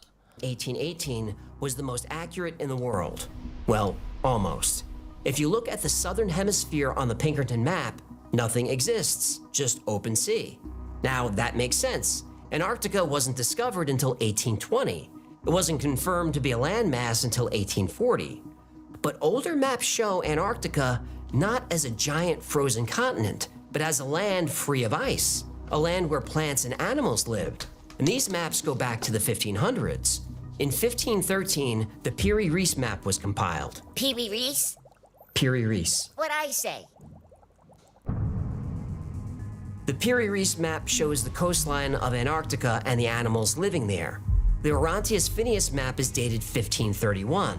The entire continent of Antarctica is there, and there's no indication of ice at all. It shows mountain ranges that we know are there. The Piri Reis map only shows the coastline of Antarctica, but the Orontius map shows interior features of the continent. And now, because of satellite imagery, we know those features are there. They're just covered under miles of ice. If you sailed to Antarctica during the 1500s when these two maps were drawn, you'd find exactly what you'd find now. Nothing, a frozen wasteland. But that's not what the maps show. Why?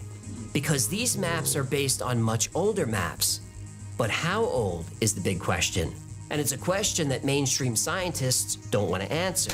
Miksi ne valtavirran tiedemiehet halua vastata? Because the last time parts of the coast of Antarctica were free of ice was at least 6,000 years ago. The human race was not supposed to be sailing the globe back then. But the Orontius Phineas map shows the entire continent free of ice. How could this be?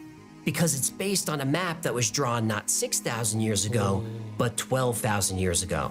And the reason Antarctica wasn't covered in ice? Well, it wasn't at the South Pole. Oho. Sitten me voitaisiin alkaa mennä noihin alien juttuihin. Kuunnelkaa, nyt näissä mennään syvälle nyt alien jutuissa. Uskalla väittää, että tämän salaliittovideon teema on itse asiassa alienit. Ja tämä alien keissi jutut, ne on ihan oma juttunsa. Mutta mä oon sitä mieltä, että ennen kuin mennään alien juttuihin, käydään nopea tässä Telegramissa vähän se pari salaliittoa läpi.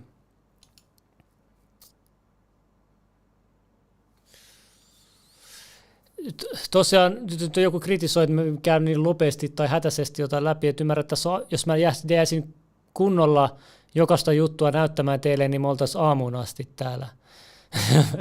Mutta enemmän sanon vaan valtavasti tietoa nyt täällä, nyt salaliittoja.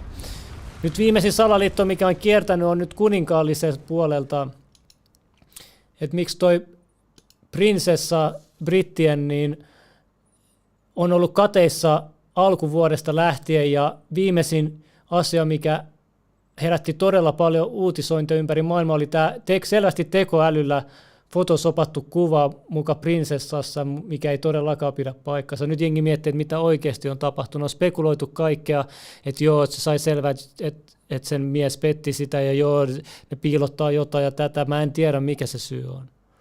I told y'all there's something going on with the royal family and Kate Middleton. So supposedly Kate, or their social media manager, posted this picture of her and her kids. But guess what? Reuters, The Guardian, AP, all of them are withdrawing their stories. Ja ne on nyt poistanut kuvat ja poistanut uutisoinnin, kun ne jäi kiinni valheesta. Says first post-op photo of Princess Wales withdrawn due to manipulation. Eli valtavirtakin myöntää. Tämä oli ihan hullu, jengi miettii, että mitä hitto tämä on. Sitten joku esittänyt, että ne feikkaa niiden kuolemia, että ne voi piiloutua bunkkereihin. Ja itse asiassa tämä kaikki saattaa kiteytyäkin tämän kaltaisiin teorioihin. En tiedä, seuratkaa loppuun asti lähetystä.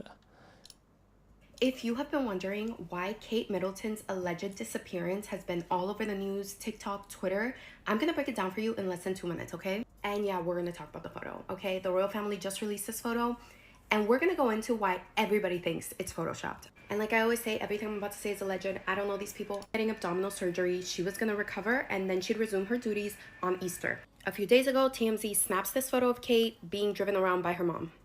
But the majority of the public is still like, okay, still weird, where's Kate? Then a few hours ago, they released this photo to Twitter saying Happy Mother's Day and thanks for your continued support. It seems that they're trying to say that Prince William took the photo in 2024, right? Here's a closer look at the photo. It seems like a sweet photo, right? But when you zoom in and look at a couple details, things start. Then I look on this, that makes sense. There is so much more. Dude, the Boeing. Ja sitten oli tämä Boeing-tyyppi, joka kertoi, että nuo Boeingit, niiden laadut on mennyt ihan päin kusta, ja sitten se salamurhattiin. Kun se oli just menossa todistamaan tuosta asiasta. The oxygen masks would fail if it did wound, but the spooky part is what he did right before that happened. To be able to go. Sitä nyt ei ole. Ja sitten täällä on uutisoitu tässä prinsessa Catherine kuvasta valtaisa kohu. Sitten mitä täällä oli vielä. Sitten tästäkin on salaliittoa, Suomi-salaliitto. Poliisi aiheutti taksikuljettajan kuoleman, pusku taka-ajossa suisti armeijan hiluksi kuolonkolariin. Poliisi ei pelkästään ole täysin vaiennut osallisuudestaan Tampereella sattuneeseen liikenneonnettomuuteen, jossa taksinkuljettaja sai surmansa, vaan se on myös peitellyt osallisuutta. Tätä juttua ovat ollut turvallisuusalalla mittavan työuran tehnyttä asiantuntijaa. Koska tilanteessa osapuolena poliisihan kommentoi nimettömän aiheen arkaluontoisuuden. Bro, tämäkin oli kyllä ihan outo keissi. Miksi joku armeijan puolustusvoimatyyppi oli lähtenyt ajamaan ilman mitään lupaa autoa, ja miksi poliisi oli en tiedä, tämä on ihan outo keissi, mutta tämäkin menee aika diipelle tasolle, mä en tiedä. Jos te haluatte lisää tietoa tästä, niin eggoratsi.com-sivulta tällä otsikolla löytyy.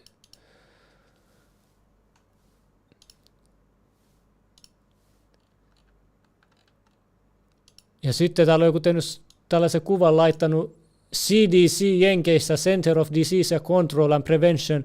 Tuo logo paljastaa kemikaalivanat. Et nyt tuo logo kertookin totuuden kemikaalivanoista.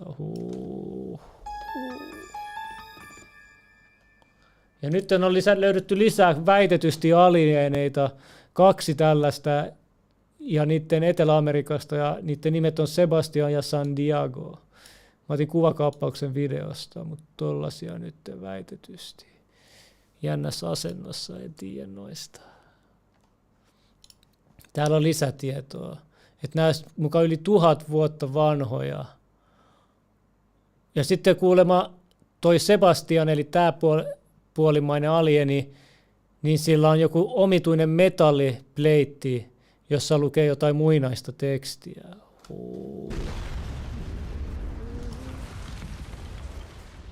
Sauna solmussa, niin onkin. Ehkä se on muinainen Iorbog.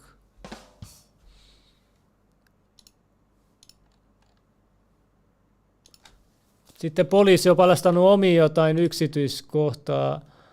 Puolustusvoimien työntekijätoimintaan liittyy erikoisia yksityiskohtia taposta epäilyä.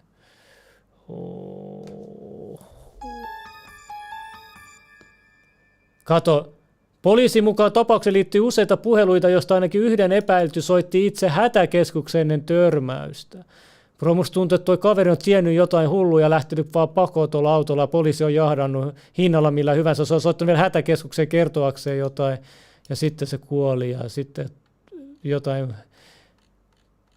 mitä ikinä on sen jälkeen tapahtunut, en tiedä. Tämä on vaan mun oma teoria, en edes ole tutkinut paljon tätä.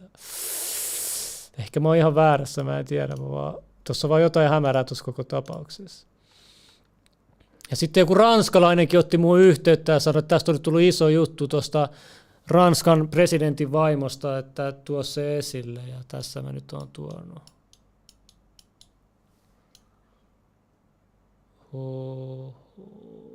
Ja sitten se sanoi, että se tykkää mun Takaperin biisistä. Kaatos tykkää myös Limu-biisistä, So Trippy Song.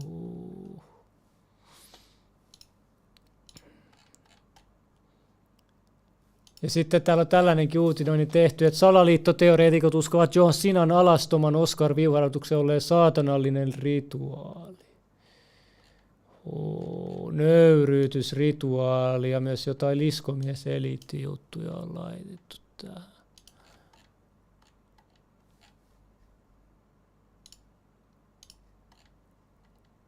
Sitten täällä on näitä uutisia. Kuulemma jotain saanut jo sakkojakin noista kunnianloukkauksista, kun väitetty, että se onkin mies. Ja sitten kattokaa, tällaisiakin on löydetty Meksikosta. Tämä oli kai vuonna 2013. Strange elements. Ota, mulla on Suomen juttukin tuosta, mä näytän kohta. Mutta kattokaa, ei tämä näytä yhtään ihmisen kallolta, kattokaa. Silmäkuopat liian isot, kattokaa kalloa, siis näitä löydettiin 13 Meksikosta. Kattokaa nyt. Strange elements to this story, particularly when you look at the timeline of dates. So let's go back in time and do that. 12th of September 2023, Kate Middleton reveals a finger injury, which she claimed happened when she was trampolining with her kids. Innocent enough. Then, 3 weeks later, on the 5th of October, Kate is pictured with 2 fingers still bandaged together. Seems like it must have been a pretty rough trampolining injury. On the 22nd of December, Wills and Kate announced an official trip to Italy, scheduled for early 2024. Now, if you're planning major surgery of any kind for early 2024, it seems unlikely that you would also announce a trip to Italy at the same time. Then, December 25, Christmas Day 2023, the last verified public appearance. The Wales condition potentially more. Mutta tässä on niin paljon hämäriä juttuja tämä koko tapaus. Palace aides slammed the Spanish journalist's story, which is a bit odd because they rarely comment on rumours. February 5, King Charles announces his cancer diagnosis, but doesn't say what it is or how bad it is. On the same day, UK Magazine published an article which said Kate's recovery would now be 9 months and not 3. 2 days later, on February 7, Prince Harry jets to London for a fly-in, fly-out hospital visit to see his dad. It lasted all of 45 minutes. Queen Camilla also visited the King a number of times. But you know who didn't visit? William. Nor did he issue any kind of... Prince William puts... Jotain outoa tapahtuu brittien kuninkaallisissa.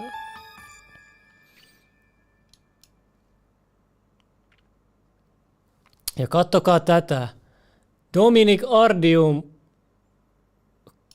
kato, oli Suomessa vuodesta 1988 asunut ranskalainen seikkailija, joka katosi 2004 yritettyä ensimmäisenä naisena matkata yksin maantieteelliselle Pohjoisnavalle. Katosi! Mitähän siellä Pohjoisnavalla se löysi, että katosi? Tai kuka sitä esti? Mitä oikeasti tuolla Pohjoisnavassa on, minne kompassisuuntaan? Älkää menkö tutkimaan Pohjoisnapaa, muuten teille käy just niin kuin tällekin ranskalaiselle naiselle kävi.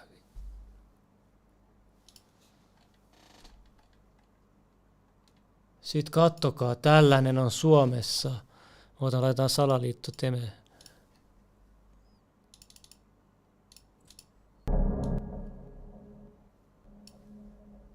Kattokaa.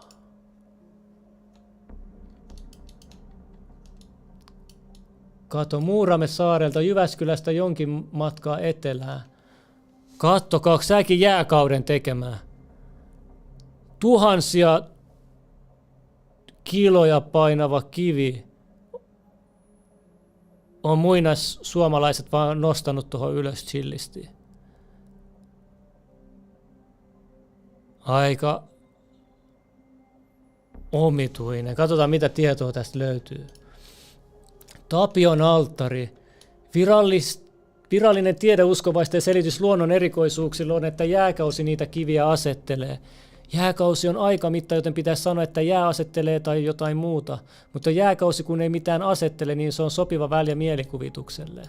Olen tätä itsekin paljon vuosikymmenen kuulessa pohtinut, kuka ne kivet on asetellut. Miettikää sitä kummakiveäkin. Koskaan ei ole tullut vastaan tietoa, että kylän äijät olisivat kokoontuneet nostamaan muutaman tonnin paaden 3 pienen aluskiven vaaraan. Tieteellisesti voi toki sanoa, että jos paaden pudottaa kivikolle, niin vesivirta voi kuljettaa muut kivet pois niin, että vain 3 jää jäljelle.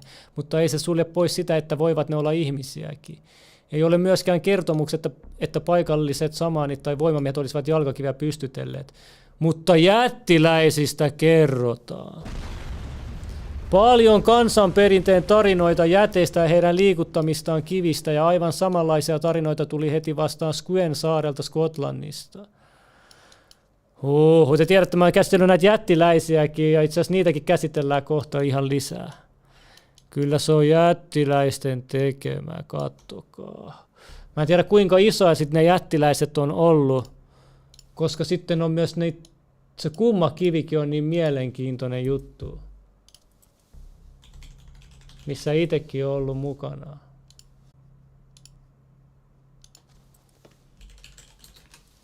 Kattokaa, mä näytän vielä teille.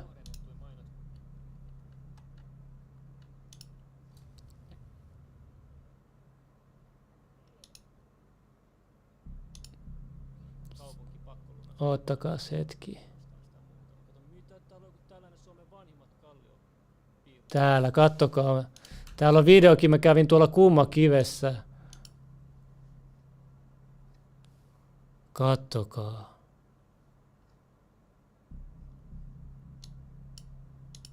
Bro, se on eri asia nähdä toi kivi kuvissa, kun sä menet oikeesti tonne noin. Livenä sä näet ton, toi on ihan hullu juttu.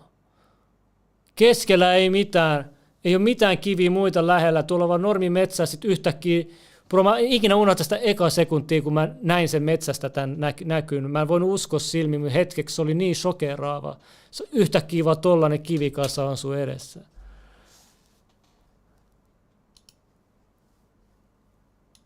Se pitää kokea itse.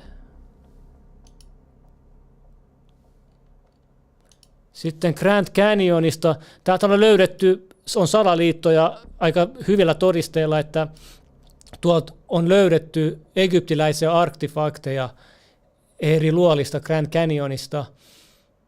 Niin sitten kun miettii sitä ja katsoo tätäkin kuvaa, niin voisi olla järkeä oikeasti. Että tossahan selvästi näkyy Sfinksi ja sitten pyramidi menisi tossa noin. Onko tätä rakennettu ympäri maata?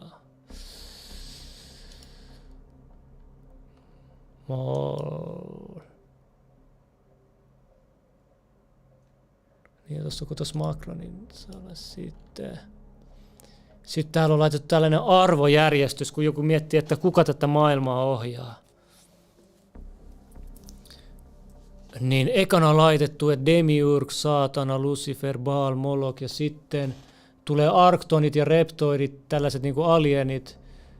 Ja sitten tulisi musta paavi ja muita puolalieni rotuja, ihmisalien sekoitusrotuja, sitten Kasarian mafia, jesuitat, Babylonia, kanaatti, blonlineit ja sitten vasta muurarit, Illuminati, Club of Rome, Scottish Rite ja sitten tulee tiedustelupalvelut ja sitten vaikuttajat.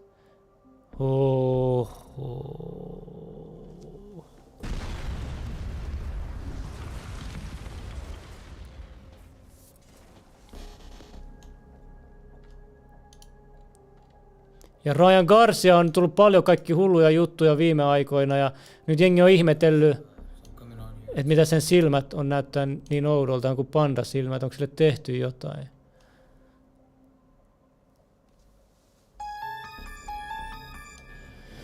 A little unloved, you know. Jumala on ylin, Heikki Pekkanen. Kattokaa tätäkin joskus aikoinaan Taltalla tehty. Oho.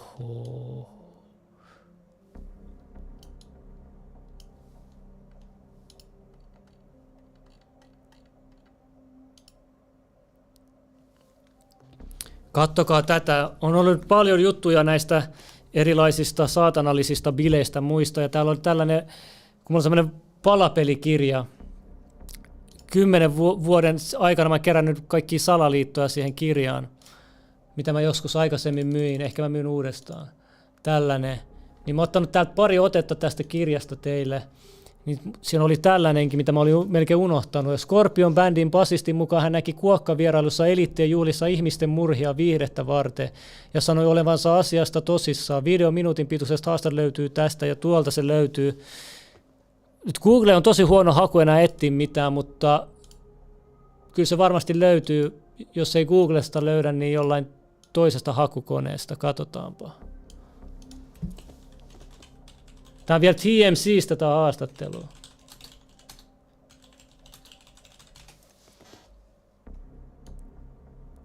Tässä se video on 2012 vuodelta.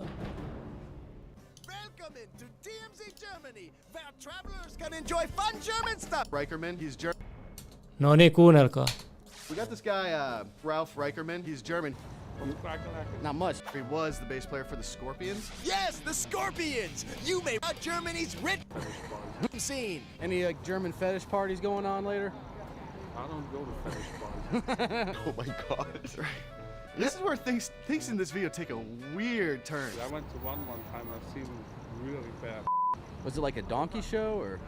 No, actually, you know, I think they actually kill people there and stuff. They pay like up to like 100,000 people to see people get executed. I'm not kidding. Bro! 2012 vuonna. Bro, tällaisia bileitä on. Tapataan jengiä, siellä on. Kuunnelkaa mitä tää sanoo. Actually, you know, I think they actually kill people there and stuff. He tappavat ihmisiä siellä. Miten tää on vielä elossa tää kaveri? They pay like up to like 100,000 people to see people get. He maksavat 100 000 ihmistä näkemään. Executed. I'm not kidding. He's dead serious. He's not like laughing. There's not a smile on his face. Nimenomaan. Ei tää mikään vitsi. Are you sure? Because sometimes it's hard to tell when German people are kidding. Kato, ne yrittää tähän vitsin tosta jutusta. Sairasta. Miksi ette koskaan hikoile? Hillary Clinton vastasi, en ole ihminen.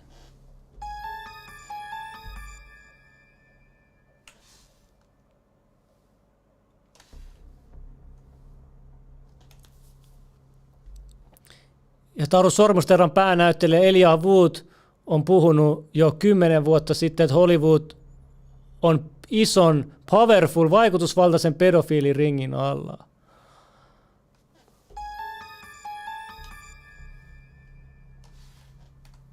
Ja älkää muistako, Breitbart yhtäkkiä kuoli sydänkohtaukseen, kun se oli twiitannut tällaisia juttuja. John Podesta, alaikäiset lapset. Hups, kato, kuinka kauan kunnes minut tapetaan, sydänkohtaus tai auto-onnettomuus. Ja kato, Se sai sydänkohtauksen, bro, tää kaveri ties ihan liikaa, se ties myös millä tavalla se tapetaan.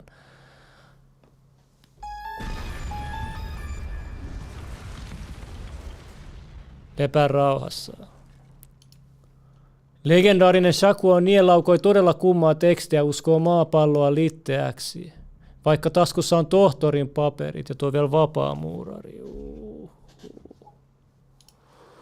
Ja siinä aurinko kertoo mikä päivä on, kuu kertoo mikä, aurinko kertoo mikä aika on, kuu kertoo mikä päivä on ja tähdet kertoo mikä kuukausi on. Ja tämäkin oli jännä juttu, että Halloween aikana sopivasti tuli tällainen NASA-uutinen, että pääkallokometta lähestyy maapalloa.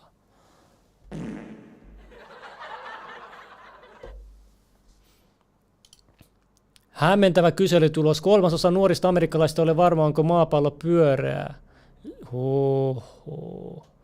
Mies väittää, että kipulääkkeet muuttivat hänet homoksi. Ihmisten pitää tietää mahdollisuudesta. Onko tämäkin joku agenda, että kipulääkkeellä meidät muutetaan homoiksi?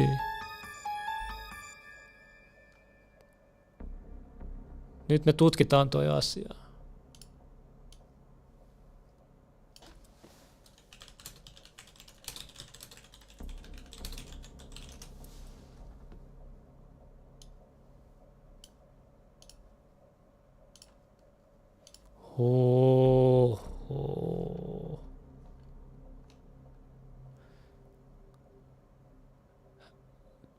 He joutuu ottaa kipulääkettä karting-onnettomuuden jälkeen. Nyt hän väittää, että kipulääkkeiden sivuvaikutuksena hänen seksuaalinsa muuttui. Huomasi, että libidoni muuttui täysin. En tuntenut minkälaista vetoa naisiin kohtaan, mutta sen sijaan halusin huomiota miehiltä. En ole ikinä ollut kiinnostunut miehistä seksuaalisesti. Lääkäreiden mukaan Burdin käyttämä Pregabalin kipulääkkeen sivuvaikutuksena voi olla muun muassa seksuaalisen halukkuuden häviäminen tai vähentyminen. Mielestäni ihmisten pitäisi tietää, että tällainen mahdollisuus on olemassa. Heti kun lopetin näiden kipulääkkeiden ottamisen halun, niin miehiä kohtaan hävisivät vähitellen.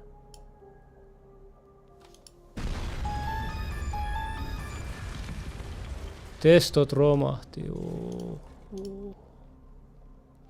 Ja älkää unohtako, bro, ootteko te unohtanut tääkin uutinen? Britannian pääministeri entisestä David Cameronista on valtamedia uutissa, express.com uusi. On paljastunut, että se on laittanut sen sukupuolielimensä kuolleen sian suuhun. Britannian pääministeri salaryhmän vihkimisrituaaliskandaalissa niin oksettava rituaali, että en viitsi edes suomentaa. Voitte kuvitella, mitä muita sairaata rituaaleja elitistit tekevät.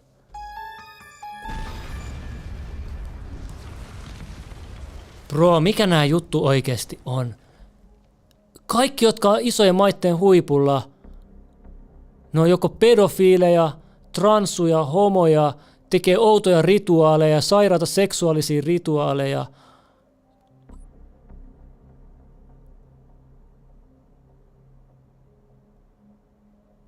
Niitä on niin paljon tässä vaiheessa, että tämä ei ole enää mitään hauskaa tai sattumaa, vaan tämä on jotain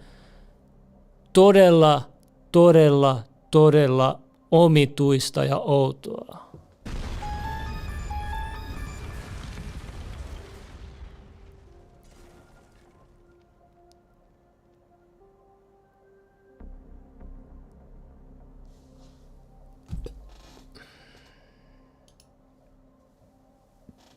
George Bushin väitetään käpälöineen 16-vuotiasta tyttöä.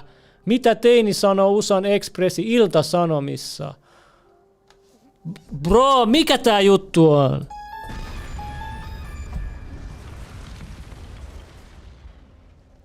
Siis jos sä haluat päästä maailman johtoon, maitteen johtoon, niin oo sairas pedofiili, niin sillä sä takuu varmasti sun mahdollisuudet nousee hurjasti. Tai vaiha sukupuolta, tai laita sukupuolielin kuolleen sian suuhun. Ihan sairasta. Tai jotain nöyryytysrituaaleja tai rokka maailman tunnetunta pedofiililogoa sun presidenttivaalikampanjassa. niin kuin meidän uusin presidentti. Mä en tiedä oikeasti, mitä täällä tapahtuu. Ihmiset on ihan liian sokeita, ne ei osaa yhdistää asioita ja laskee yhteen sattumien todennäköisyyksiä oikeasti.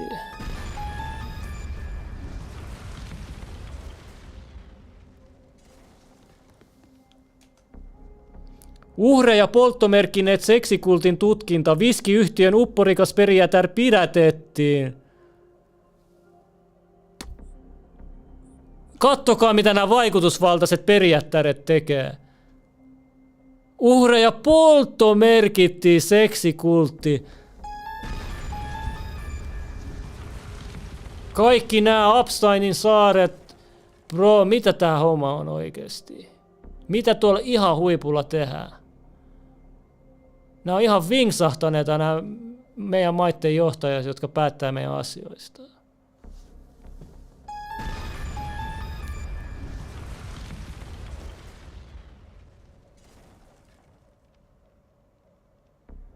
Hollywoodin pedofiilirenkaasta julkisesti puhuva entinen lapsitähti on joutunut puukotuksen kohteeksi.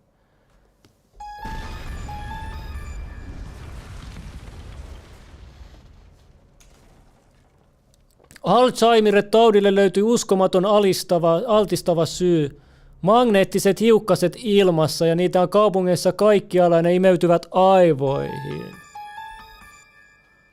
Onks nää niitä, mitä NATO on pudottanut viime viikolla meidän ilmakehää vai mitä tää on? Metallisilppuhan se oli.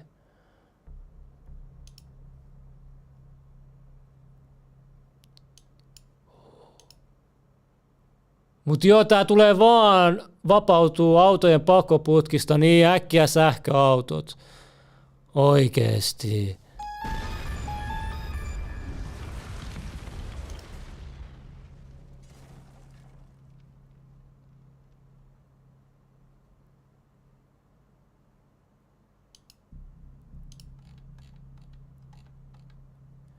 Ja bro, täällä on hullu dokumentti Mies mustista, Men in Black. Tää on Medvedin, eli entisen Venäjän presidentin ehdottama dokkari. Se on suositellut tätä dokkaria katsottavaksi. Tää oli ihan hullu. Täällä on hulluja kenraalejakin. Ne kertoo teille avoimesti UFO-jutuista. Kattokaa tätäkin. Näyttääkö tämä semmoiset kenraalit tai joku foliohattu pää? Появился светящий объект. Он эллипсовидной формы, ну какой-то оранжево-коричневый такая, из наших горит. От разных Рукдухи сообщили. Тогда решено было направить к этому объекту. Ну, осталось, может, 2-3, может, ну, от силы 4 километра. Вот этот эллипсовидный такой оранжево-красно-коричневый, что ли.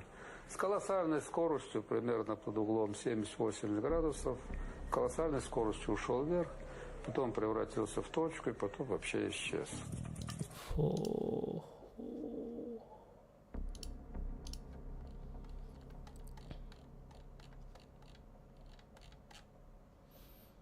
No niin, nyt me päästäänkin UFO-juttuihin siitä.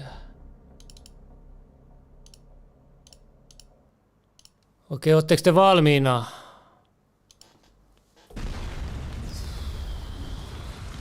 Okei, nyt kello on yli keskiyö. Ja meillä on 1200 katsoa paikan päällä. Nyt on aika mennä näihin UFO-kaninkoloihin. Ja katsotaan, mitä sieltä paljastuu. Vielä tässä vaiheessa uudet katsojat, pistäkää yläpeukkuun, kiitos paljon. Nyt uppoudutaan kunnolla syvään tähän UFO-salaliitto-hommeliin. Let's get it. Ancient world, we can find mysterious structures, carvings and symbols that defy Tämä on pukeutunut kuin Indiana Jones. explanation.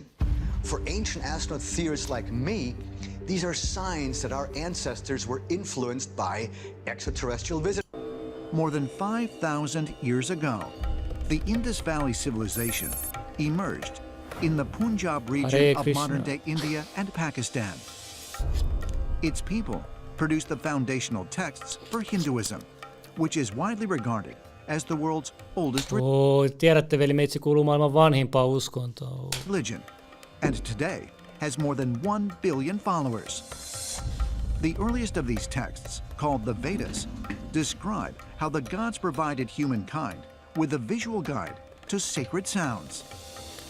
They are represented in elaborate patterns called mandalas.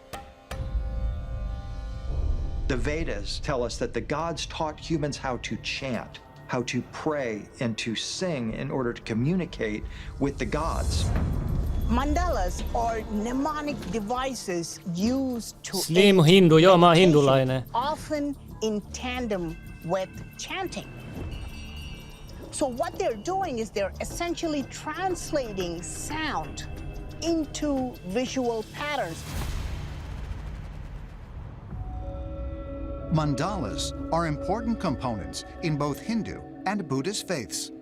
For ancient frequency you go, the more these patterns become more complex.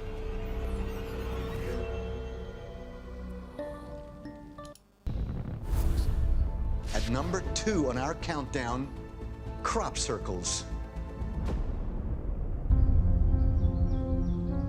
Winchester, England, April 24th, 2022.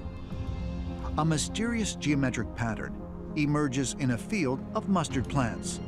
The perfectly symmetrical design is a phenomenon known as a crop circle.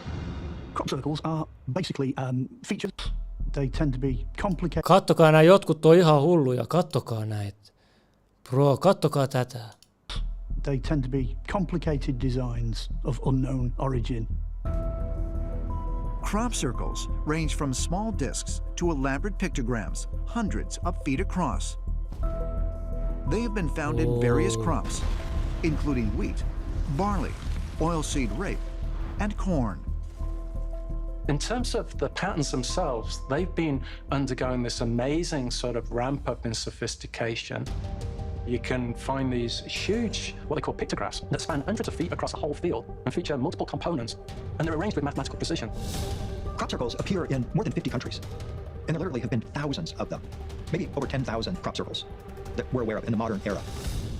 One of the first in 1966, it was Tully, Queensland, Australia. A farmer heard a buzzing sound and literally saw this big, round, maybe 30 feet diameter craft disc rising up out of what essentially was marshy, reedy ground. And it goes up and disappears. Something keeps laying things down in sequence as if it has a big picture of how it is communicating with this planet, but it is doing so in pieces. What in the world is making these patterns and why? Ancient astronaut theorists suggest that the answer may be encoded within the crop circles themselves and might have critical implications for mankind. As evidence, they point to an elaborate formation that appeared in Roughton, England in 2008. One formation had everyone baffled, and people were saying, well, what is this? Then a mathematician had a look at it and said, wait a minute, that's a representation of pi, and it's correct down to 10 decimal places. It's a representation of pi in a geometric sense. It's kind of interesting because the way you get pi out of it is the lengths of the different arcs in each segment. And what happens is there's these little notches in the spiral that let you know you're at the end of an arc. So you actually have to measure the arc lengths as you go around, and their lengths give you the digits of pi. And there's a little circle to give you the decimal point. So it's a really interesting example of using geometry as a code for representing digits and numbers. Many of the Kattokaa minkä kokoinen tää. most famous crop circles actually derive from fractal patterns, which is a mathematical shape. The Mandelbrot set. Number 1, the genetic code. Sils, Portugal, 1984. Farmers digging a well come across a mysterious object 15 feet beneath the earth. A 6-foot-long carved limestone egg. Known as the Algarve, it has been dated to at least 3500 BC. And scientists conclude Siinä on it could be DNA, even older. katso. But what interests ancient astronaut theorists the most is a mysterious pattern etched on its surface. When we look at the Algarve egg, it had a symbol on it that looked like intertwined serpents. Or they can also be interpreted as DNA strands. And the idea of the double helix wasn't invented or wasn't discovered by us human beings until, well... Theorists say yes. And double helix. Ancient astronaut theorists say yes. Ancient world. The DNA spiral is shown on different antique rocks and steles. Just for example, look at the Sumerian steles. There you see so-called flying geniuses. or winged genius calls the tree of life. But if you look at the tree of life, it's in reality a DNA spiral. 53 hidden within our proposal. That there is an intelligent code that can be found in our own DNA. Ja bro, mä muistan tää on 10 vuotta vanha video, mutta tää herätti silloin paljon keskustelua somessa. Tässä on kyllä jotain hämärää mun mielestä. Tää ei ole normaalia, mutta mä jätän teille, että mun mielestä tää on mielenkiintoinen video. Kattokaa tätä. During Barack Obama's speech at 2012 APAC Policy Conference at the Washington Convention Center, the camera spotted a very odd individual, who may be either with the US Secret Service, or with the Israels, and could be a strong evidence of a shapeshifter alien humanoid working for the powers that be.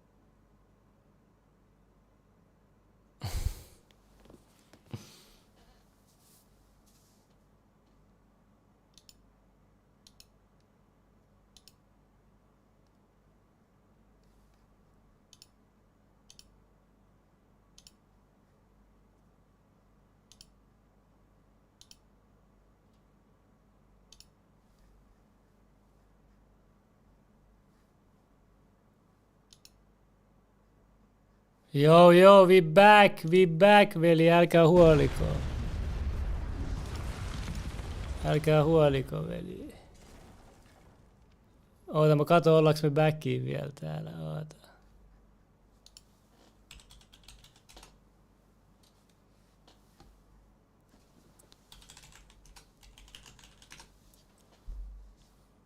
Oho, nyt pitäisi toimia. We back.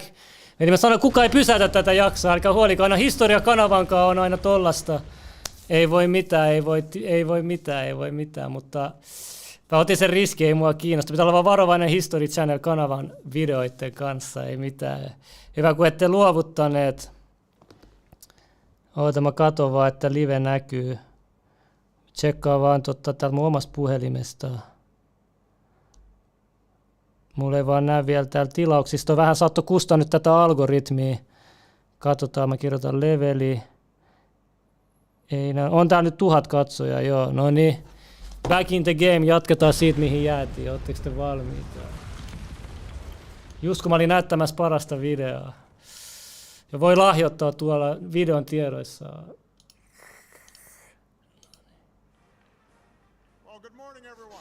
During Barack Obama's speech at 2012 APAC Policy Conference at the Washington Convention Center, the camera spotted a very odd individual, who may be either with the US Secret Service, or with the Israels, and... Kattokaa tätä juutalaista, bro. Jos joku, niin tää on se alieni.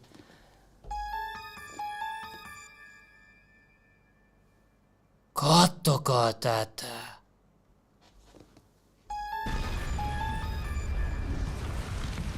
Onks tää se alieni, mistä tässä videossa puhutaan? Could be a strong evidence of a shapeshifter alien humanoid working for the powers that be, caught in a high-definition video during an event of the Zionist cabal.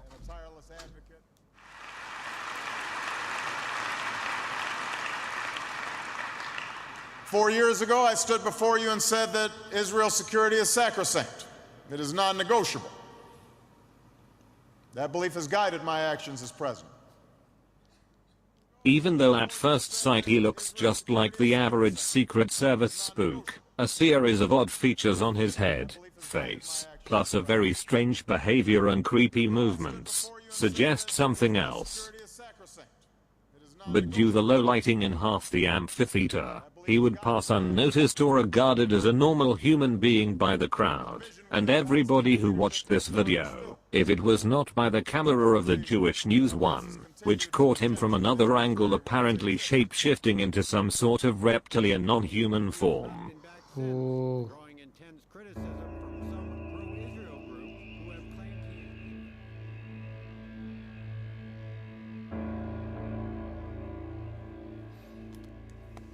Tuo näyttää ihan Voldemortit Harry Potterista.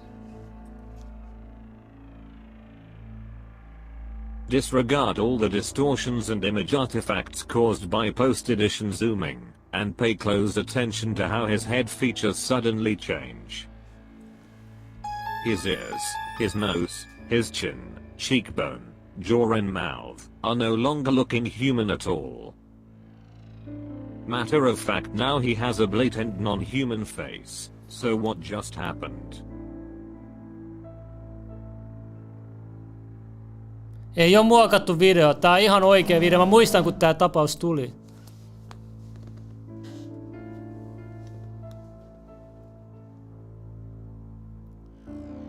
Did his shape-shifting device fail during Obama's speech, in the middle of an amphitheater crowded with people?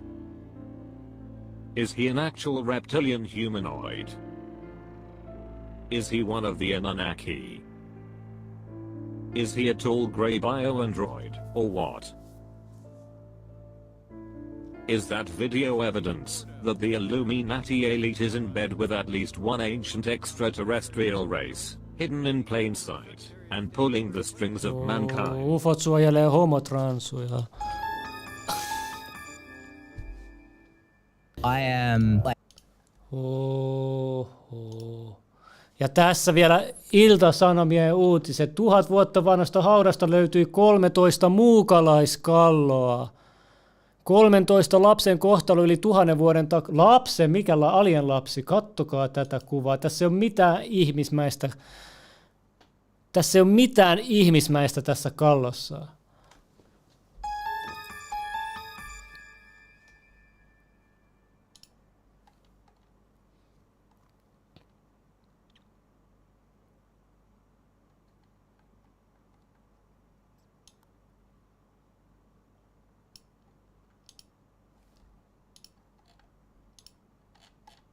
Kattokaa. Nämä kommentit on hyviä. Täällä jengi sanoi, että kyllä toi on alienin kallo. Täälläkin on. Ja sitten on tää teoria, kattokaa. Jacob Rothschildin kuuluisi jonkin alien sukuun. Kattokaa nyt tätä. Onko tää normaali kallo?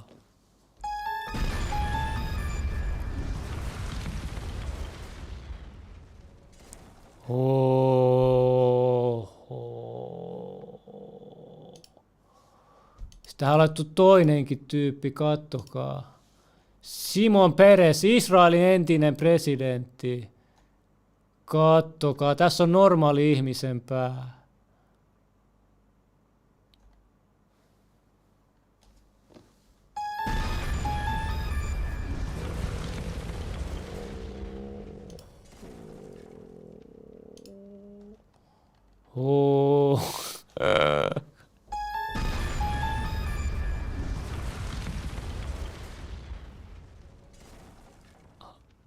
Hakattu lapsena niinpä. En tiedä mikä tää on. On tää vähän meidän outoa näiden kallojen muodot. Mikä tässä on takana? Ja kattokaa, tässä on Evelyn de Rothschild. Brittiläinen miljardööri, Rothschild pankkirisuvun jäsen, kattokaa. Tälleen vaan Britin kuninkaalliselle, tälleen vaan nyt nykyiselle kuninkaalle, eikö tää on nyt, kattokaa. Tuollainen alien-rodun pankkiri pystyy, tuosta näette, jengi sanana kuka ohjaa maailmaa tälleen, en tiedä, mutta ainakin tämä kuva paljastaa, että brittimonarkia ylempänä on Rothschildin suku.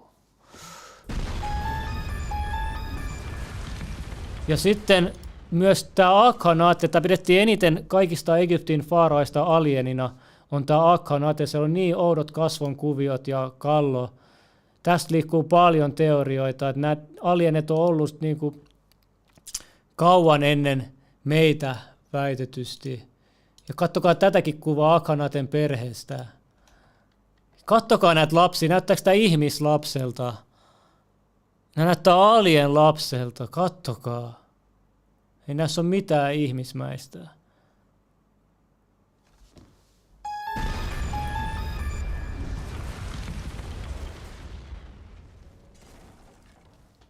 Kattokaa Akhanaten sormeakin, näyttääkö tämä ihmisen sormelta?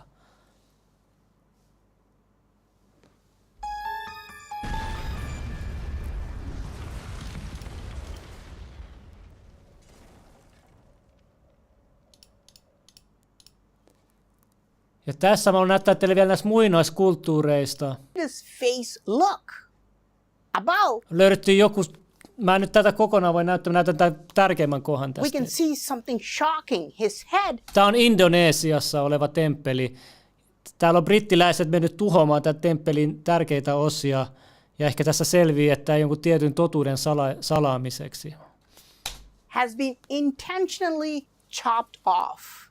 Archaeologists are still searching for this missing head because it is a very important part of the puzzle. But who destroyed the head and why? There is a very interesting story about this. In 1815, a British officer by the name of Johnson was trying to map out all the ancient sites in this area. While locals helped him locate other temples, they never spoke about this temple, even though they knew about it. Apparently, locals were forbidden not only from visiting this temple, but were also forbidden to even mention its name. Upon, quote-unquote, discovering this temple, Johnson immediately informed other British archaeologists. And when they came here, they were shell-shocked. Why? Because they had never seen any ancient site that had been deliberately destroyed to this extent. According to reports, almost all the statues were intentionally damaged to make sure they cannot be recognized in the future. The heads of most statues were completely cut off. This is why British archaeologists immediately moved the 6-foot-tall. Ne oli löytänyt jonkun temppeli, missä oli kuvattu olentoja, joilla on 4 kivestä ja outoja peniksiä, katsokaa. Lingam to a museum far away because they were afraid that the locals would come here and destroy that too.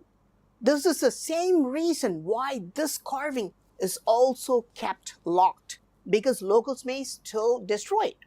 But experts found something even more strange. The destroyers not only cut off the body parts of the statues, they also buried some of the parts underground. Why? This was done to make sure that nobody would come in the future and piece them together. However, archaeologists were able to unearth some parts and then piece them with the remaining parts above the ground. Here is one such carving. Again, you can see the key detail here. It has 4 testicles, not 2 testicles like humans. But how does the face look? It is shown with a thick, round helmet like a modern-day astronaut. We cannot see this ancient astronaut's face because of the helmet. And look carefully, he is shown with heavy boots. Again, like modern astronauts. Is it possible that the sculptor was trying to show ancient astronauts landing here, Earth? Every human and animal is shown watching him, indicating that this was a new, important event for our civilization. But what amplifies the mystery is not the details on this carving. It is the color of these stone blocks. Look at the difference in color. The first block and the third block are darker, while the second and the fourth block are light in color. Why? Because whoever destroyed this temple took the head part and the testicles block and buried them underground, while leaving these 2 blocks above the ground. Joku halusi salata ton tyypin pään ja peniksen. Brittiläiset. the parts buried underground slowly changed color. This is why these two blocks are of a different color. Think about it. If you want to make a jigsaw puzzle useless, just take some parts of the puzzle and throw them away so nobody can put it together and see the full picture. Whoever destroyed this temple had the same idea. They did not want us to see the full picture of an astronaut landing with Oli, nyt tuli kyrpä kädessä tänne näin, kattokaa nyt. Want us to see the Kyrpä kädessä ne tuli, vallotti maa. Oho, kattokaa.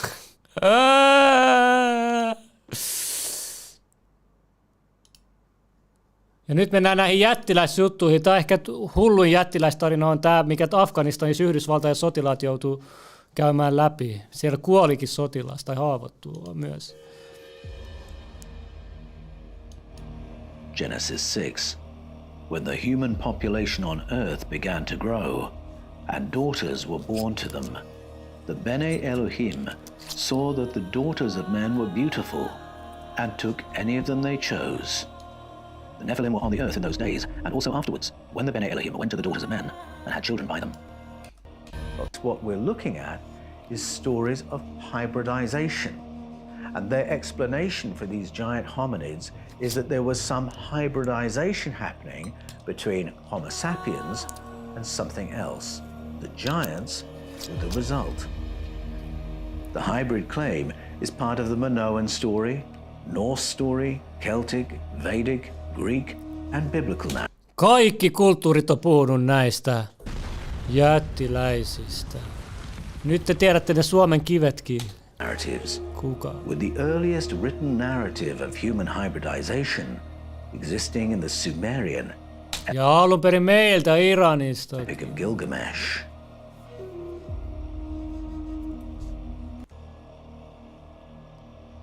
Operations Unit. Tässä, tämä tarina kannattaa. In 2002, a US Special Operations Unit, the Army Green Berets, encountered a giant hominid in the Kandahar Mountains of Afghanistan. Their engagement with the giant left one of the unit dead, and the story of this engagement echoed through the rank and file of the Allied forces. The background to this story is that a military unit had gone missing in the Kandahar mountain range of Afghanistan. The Army Green Berets is an elite military unit, and it was sent in to hopefully locate and retrieve the missing unit. They'd received no troops in combat notification. The unit had just gone silent and gone missing. Either they could be located and retrieved, or at least the Green Berets would find out what had happened to them. Well, they flew out to within 4 clicks of the last known location of that unit and searched for several days before they began finding evidence of the unit's presence in that area. And as they followed a mountain trail, they began to find bits and pieces of military equipment, and then fragments of military uniform, and then fragments of bone. Primed for a potential ambush, the Green Berets arrived on a plateau surrounded by cave entrances. Having taken a defensive position, the unit is met by a huge spear shot out of one of the caves, impaling Dan, one of the Green Berets. Suddenly, the assailant runs out of the cave, screaming and howling. To 13 feet tall, bearded man of about 12 to 13 feet tall. The giant man pulls the spear out of Dan's body, only to be gunned down by 30 seconds of artillery fire.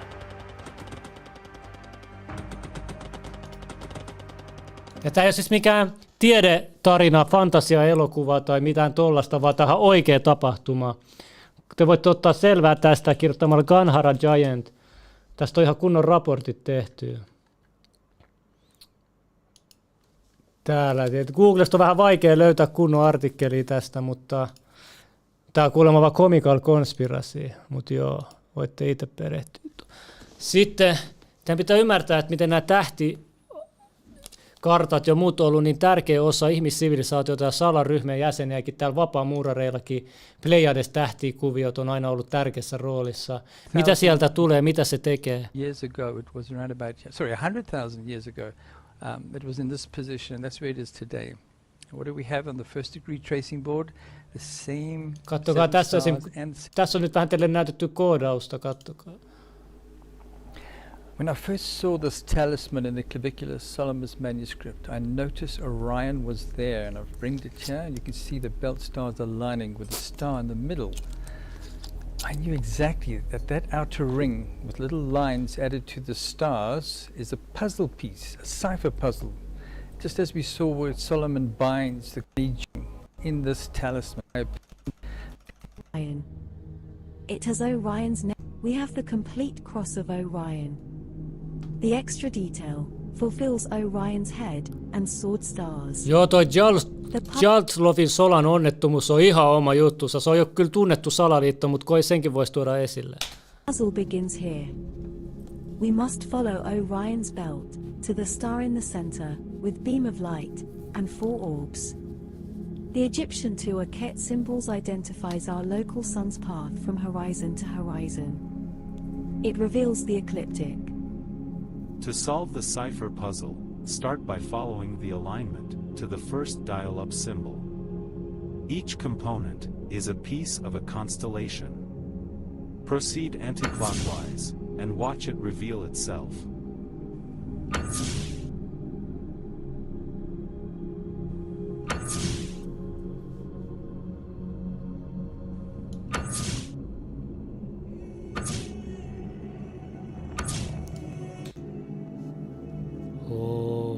Ai niin te ette näe, kato täällä. Näettekö se? Kato miten ne yhdistyy tuolla mun yläpuolella. Tälleen koodattiin ennen tietoa tähtikartoista. Sä vaan seurat noita viivoja, niin se näyttää Pleiades-tähdistä. Ja Vapaamuurarille tää Pleiades-tähdistö on jostain syystä tosi tärkeä. Ehkä mä tiedän sen. What we have here has to be a Stargate window. It shows the correct star cluster orientation above the eastern horizon of a very old Pleiades. Once with 8 stars, an X-ray nebula today replaces the perished one. The ecliptic is a match, where the X marks the spot sun's X marks the spot star is found. The sketch, no doubt just a Ancient paintings. Okei, mä nyt voin näyttää teille näitä History Channelin videot, ettei kaadu taas lähetys. Mut kattokaa näitä muinaisia kaiverruksiakin, mitä nämä on ollut. Kattokaa. We're investigating the top alien petroglyphs that just may hold the proof. Oho. Nääkin mitä Utahissa on, oliko tämä Australia, ihan hulluja. Mitä jengi on nähnyt oikeesti?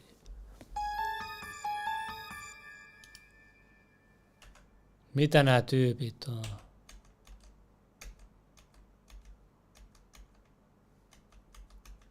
Oho. Winchester, England. Joo, ei voi näyttää tätäkään. Täällä on tällainen ihan oma dokkari vielä tehty erikseen näistä. Southwest of the UK. Unfortunately, I've never seen one in real life. Tässä on joku video näytetty, miten ne olisi tehty nuo crop silket, eli viljaympyrät. Might go out and try and find one, mate. This controversial film appears to show strange objects hovering above a cornfield. Below, complex circle formations appear. That's crazy. Like, mate, he is weird. I've seen him once before. Who is this guy? Is he some sort of... I don't know what he is, but I remember seeing some... No niin, asia. Just like... It's the video. Right, hang on. This is where it starts to get really interesting. All right? So, I have got some images here. In fact, can I play it? I'm going to try and play it. I might get clay, right? England, burying this more into this than I thought. Listen to this first bit. 2004, a mysterious rock was found near the Roswell crash site, bearing the same image as a crop circle that was discovered in Chiselden, England, on August 2nd, 1996. On the Roswell rock, you have an almost identical symbol in England. To me, it's very fascinating because Look it at that. essentially shows that they're trying. Look at that! You've got Roswell incident with a rock just occurred, right? And years later, you've got the same image on a field. That made me just go, what? I mean, yeah, it could be somebody that is well into the Roswell incident in the UK, like knew about this rock and went, oh, do you know what? I'm going to make it on this field. I'm going to make that image on this field. But, I mean, you got to think about it. First of all, you've got to find somebody that is well into that field. Okay, if it's in a field that he probably doesn't own, right? What's the chances of that? And it's a huge field, right? And is capable of doing that. And also willing to do that. Right? And destroy thousands of pounds worth of his own bloody crops. It just doesn't make sense. Right? It doesn't make sense. So I just saw that. I was like, fun. Advanced astronomical, listen to this, scientific, and mathematical equations contained within them.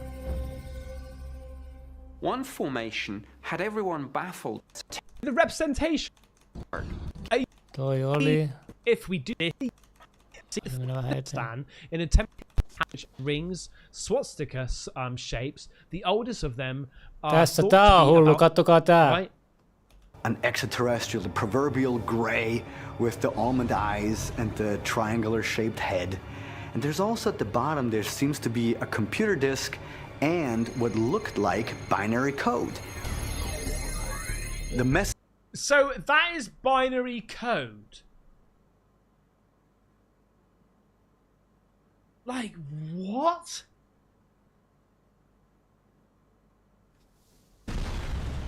You can imagine, right? A bloody hard drive. Yeah? Bloody hard drive. These hard drives. And inside there is a disk. And it's mate, it's crazy. It's crazy, but listen to the message. What they decrypted this. They decrypted it. Look, watch. Message allegedly says, beware the bearers of false gifts and their broken promises. Kuuntele. Jos me oletetaan nyt tämä oikeasti alienilta antama viesti, niin tässä viestissä on paljon järkeä. Tämä oli kyllä joku 10 vuotta sitten tämä viesti annettu, mutta se sopii niin hyvin tähän aikaan. Kuunnelkaa, mitä tämä viesti kertoo. Sanotaan, että tämä nyt on viesti muukalaisilta. Kattokaa. Beware the bearers of false gifts and their broken promises. Much pain, but still time. There is good out there. We oppose deceivers. Conduit closing. Oh. Do you honestly still think this is Farmer Barry, right? Farmer John and Barry. Barry and Boris and... What? Man, that's incredible. That is incredible. Right, okay. Hang on. Right, so, let's get... You... I'm no expert. It's really hard to tell if it's man-made or it's someone else. Oh, I'm sorry, it was her. That really kind of like made me question things. If it was human-made, they would probably use something to flatten it with, and through that they would cause injury, and you could see some places on the plant where it's actually broken. But here, it's a little bit different. It is really, really interesting because every single one of them that is standing straight is standing straight, right? But these ones, the ones that are laying, they are a little bent. You see? They're a little bent. And there's always like this kind of like... Look. So right on the knuckle, she shows you in a minute, these ones in the background, which the ones which aren't bent over, like folded over, these knuckles are all straight. But the ones on the floor and the knuckle are bent. About straight lines. See? Like, whereas he bend. Like, guys, all of them are straight. I don't know. Whoa. And so the mystery continues. And crop circles. Touched me inside, and I thought, I need to know more about this. 27 years on, some religious, some you would never even imagine. I have had some very strange experiences myself around the circles. I was with a group of 2 other colleagues, and we were up on a hillside looking down over a field with crop circles in it. And we saw 3 of these small glowing balls of light. So I have seen it from... Maybe he's the guy that recorded that video that we saw. Ja kattokaa vielä tää. Kattokaa mikä taidon näyte tässä on käytetty. Tää UFO-juttuihin. Mistä tästä kaikesta UFO-jutussa on kyse? Selvitetään. Here, sweet. You ready? Yeah. Okay. Okay, so we are here with my brother, Jared. Hello, everybody. And he's about to break down one of the scariest, most intense, dangerous theories of all time. So this is something I've been wanting to talk about for a long time. But it's even too confusing for me to understand. And it is very, very scary. And it's walking a line of like, am I gonna get killed for talking about this? I will say, when I was doing research about this, there was moments where I felt like, I don't know if I want to do this. You know, it's like, this is feeling way too real, and it doesn't even feel like a conspiracy anymore, because, you know, what it has to do with, ultimately, is a fake alien invasion taking place. And if you look at the news right now, I mean, we got people in Mexico that are actually presenting alien remains to Congress. Scientists in Mexico pulling back the curtain on what they believe are aliens. Of 2 extraterrestrials. Both at least 1,000 years old. They only had 3 fingers and elongated heads. Experts say one of the bodies has eggs inside of it.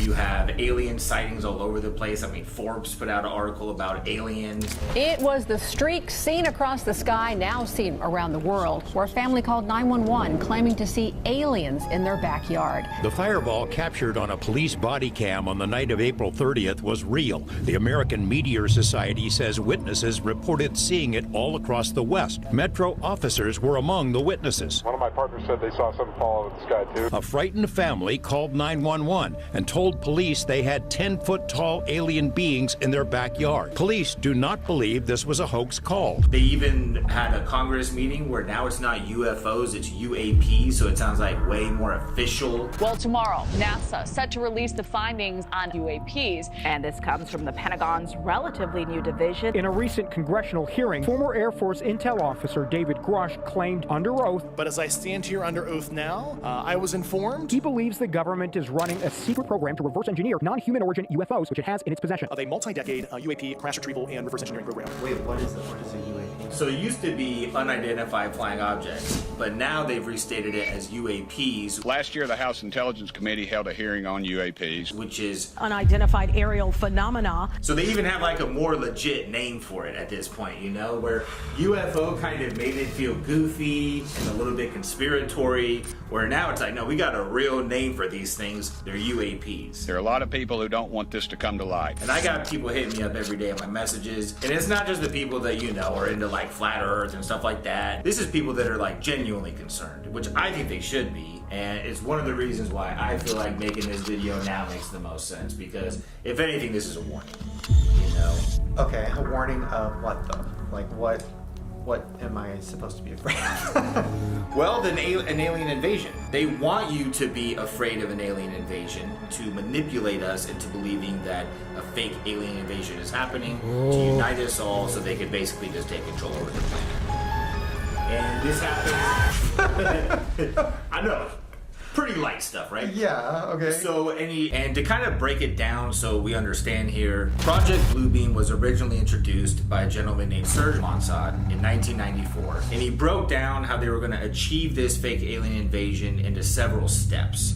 So in order to achieve this and make it feel real to the public, the first phase is going to be to unearth some kind of documents that change our perception of the reality that we live in, pretty much confusing us and opening our minds to a possibility of what could be. The second phase is to basically have us all be able to imagine what this would look like, and the best way to do that is through movies and predictive programming. So what is predictive programming? The subtle form of psychological conditioning provided by the media. All right, next up, The Simpsons. The long-running cartoon has been, of course, known for its incredible ability to predict the future. To acquaint the public with planned societal changes. You may remember when Lisa referred to a President Trump 16 years before he was elected. If and when these changes are put through, As you know, we've inherited quite a budget crunch from President Trump. the public will already be familiarized with them But for many, a microchip in the brain feels like something out of a movie. and will accept them as natural progressions. Like 2015's Kingsman: The Secret Service, where Samuel L. Jackson plays an eccentric billionaire who tries to control the world using neural implants. Mankind is the virus, and I am the cure. This guy to actually make us see the alien. Project holographic images into the sky to actually make us see the alien invasion. And then the fourth step is to basically, at that point, we're all united. And then they're going to have us go into underground bunkers. They're going to put us into submarines. And the few that are lucky enough are going to survive this end of the world apocalypse. Okay. Oh. It gets pretty deep pretty quick, right? Okay, so yeah, let's break it down. So just to kind of give you some insight, the first step was going to be to unearth documents or make this grand discovery that's going to change our perception of the world that we live in, right? And what happened in the early 90s, pretty close to when he wrote this, we discovered that not only is there more than the Milky Way galaxy, but the universe is infinite. Since the first detection of the first exoplanet in 1992, astronomers have found thousands of others. So before we might have thought, oh, there's maybe like 20 planets where aliens might come from and blow us up. But now there's billions of trillions, infinite amounts of planets. Do you think that there is intelligent life in the universe? Absolutely, there is life elsewhere, and almost certainly intelligent life. It has to be. The odds are just overwhelming. And it shook a lot of people, because we thought it's just us, the Milky Ways, but now it's like we're just a little speck of dust in this infinite galaxy that, of course, there's life somewhere else. There can't not be. And they want us to be scared of that. They don't want us to be excited about this. They want us to be terrified, right? They want us to believe that life out there poses a threat to us. Now, do I believe that? No. I don't think that aliens want to harm us. I think they're probably doing their own thing. And if anything, they probably want to help us. So that's the first step. And that's why the second step is they need to get us familiar with it. And they need to get us to understand and all be on the same page of what an alien invasion looks like. And the best way to do that is through the media, right? So it's interesting that the theory came out in 1994. And then 2 years later, Independence Day comes out. If you were to ask anybody, it could be anybody on the earth, what an alien invasion could look like, what movie do you think pops in their head? And they think that's what it's going to be. It's going to be some huge saucer in the sky, beams are going to come down, and the missiles are just going to start striking us. Instead of thinking, maybe they're going to come down, they're going to offer us insight, they're going to give us this technology that saves the planet. Now, that's not a possibility. Now they're going to blow us up. And it's terrifying. I don't think if a spaceship hovered above us right now, anybody would be optimistic. I think it would be, that's a wrap for us. So they achieved that through movies like Independence Day. Well, yeah, Independence Day, like the first thing I think about when I think about an alien invasion is a UFO hovering over the White House and blowing it up. Kuulemma joku on sanonut, että toi White House, se nimi tulee siitä, että se on White House, alienit hallitsee sitä. Eri alien rotuja. Like that's my first thought in my head. If somebody said there's an alien invasion, that's what I would see. And that's what they want. They want to build fear in society towards any kind of a threat coming from the sky. He wrote the book in 1994, and then Independence Day came out in 1996. And this is what most people lean towards as being the movie that really broke this theory into a reality. So now we all kind of have an understanding of what we believe an alien would look like and probably what an invasion would look like. But the craziest thing to me is outside of movies, in 1997 in Phoenix, Arizona was the Phoenix Lights. Today marks 26 years since the mysterious Phoenix Lights. The Phoenix Lights mystery. Where at first it was just 3 orbs in the sky that appeared out of nowhere. The video was shot by Mike Kristen. There's a third one. Then it turned to 6 lights, then to 9 lights. Oh, what do we got? Hey Sue, take a look at this. Oh my God. People across Arizona, they reported seeing a silent, miles-long V-shaped group of lights gliding quietly overhead.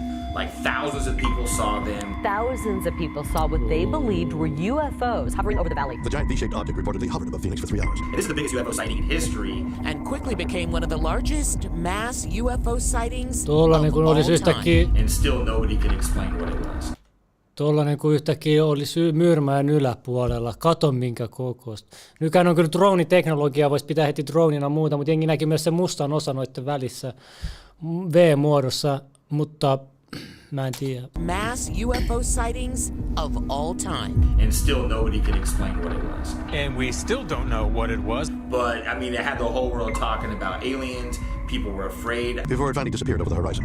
Yeah, I mean, it's not just in the movies. They had to actually bring this to real life just to add that element of reality to it. Definitely a craft. He said, and not of this world. It's crazy because in 1987, Ronald Reagan was the president, who was also like an actor. It's kind of crazy to think about. Made a speech about Berlin. We often forget how much unites all the members of humanity. And one of the things he talked about is the only way to unify the planet is a global 80-luvulla oli vähän vaikeampi tähän. Outside universal threat to make us recognize Vai this mikä common vuosi luku se oli? Kauan And he aikaa. said, wouldn't it be funny how quickly our differences worldwide would vanish if we were facing an alien threat from outside this world. And this was, what, almost 30, 40 years ago that he said this.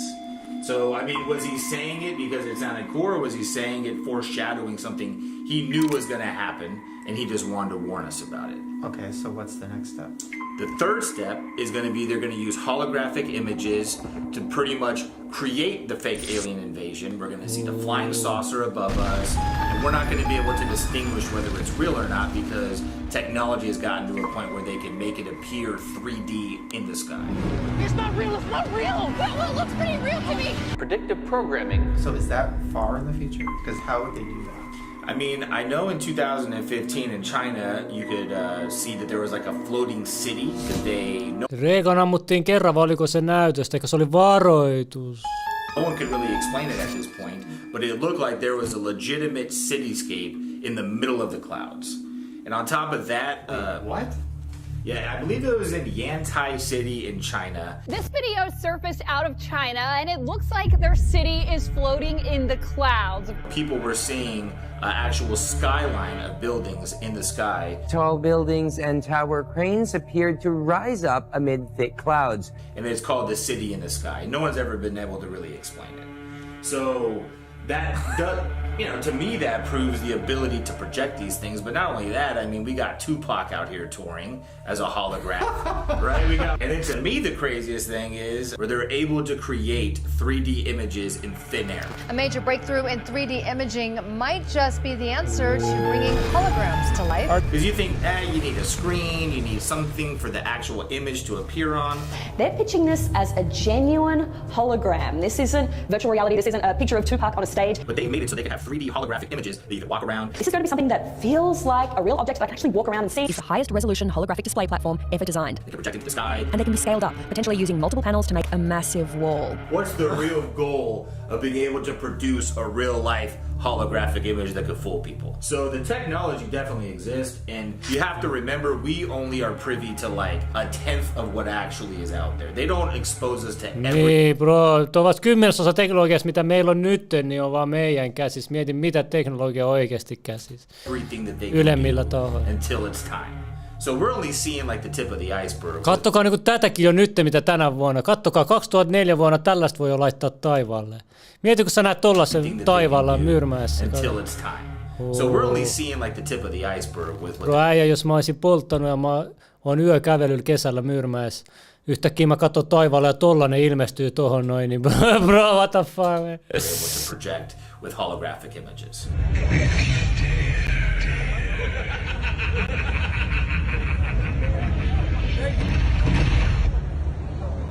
Oh. So if there's a hologram of an alien invasion in the sky, then what?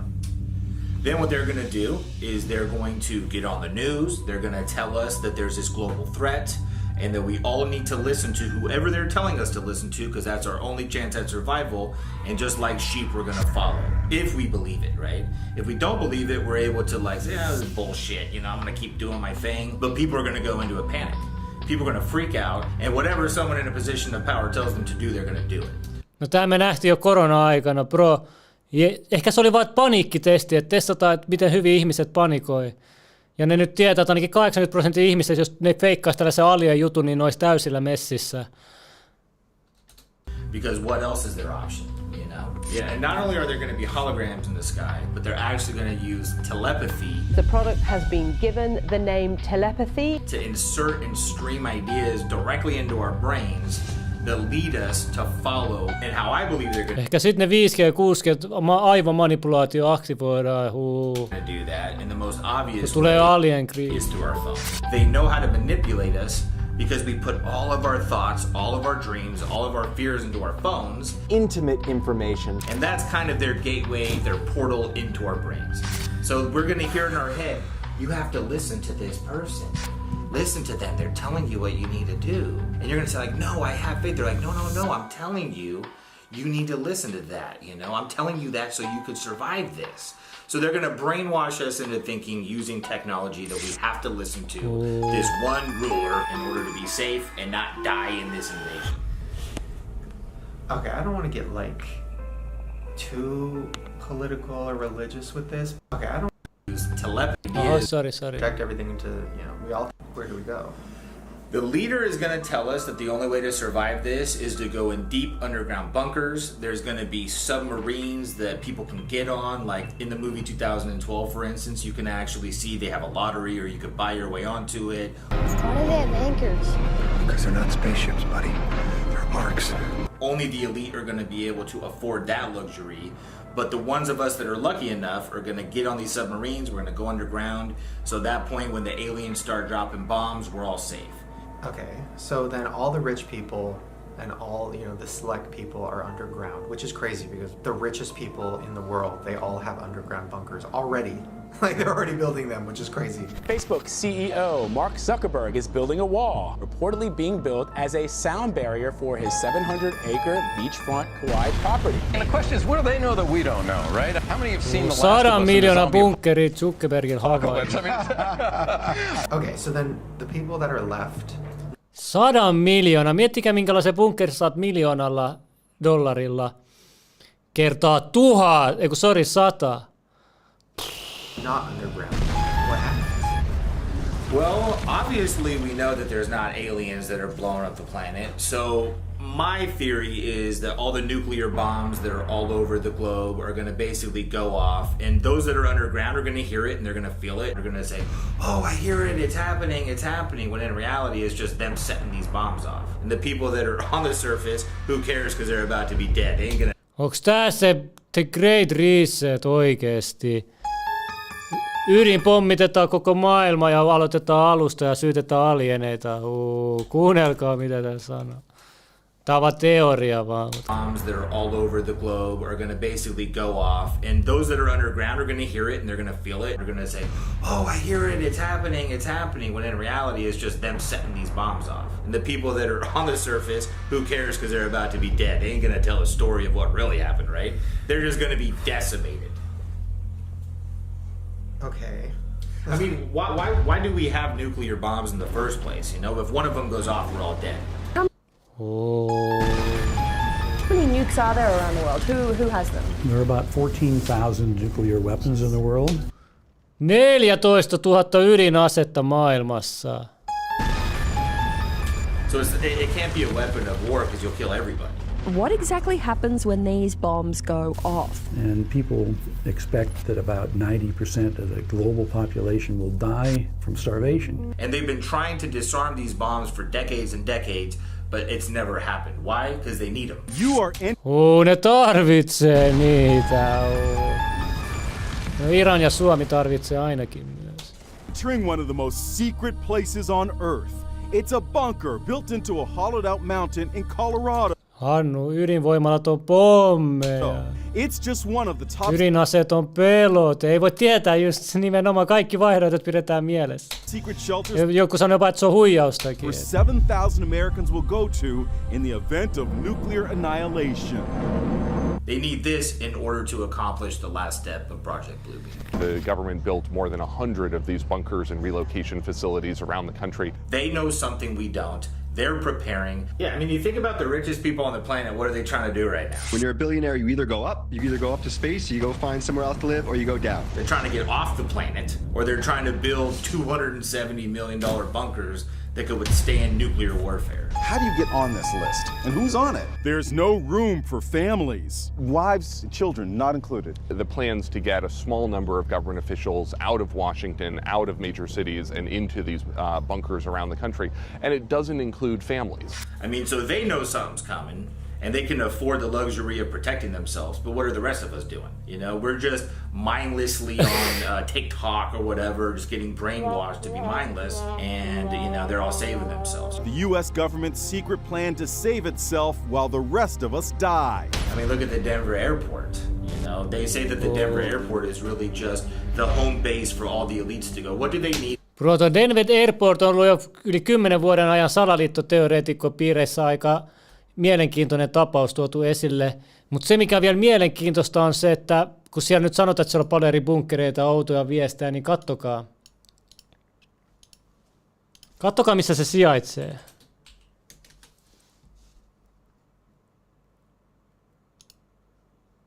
Oota.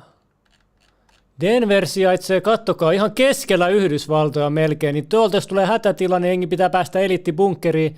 Kaikki pääsee lentää suoraan tuonne aika keskelle jenkkejä Denverin suojaa. In order to facilitate the elites. They need somewhere for them to land their planes, and they need somewhere for them to go underground.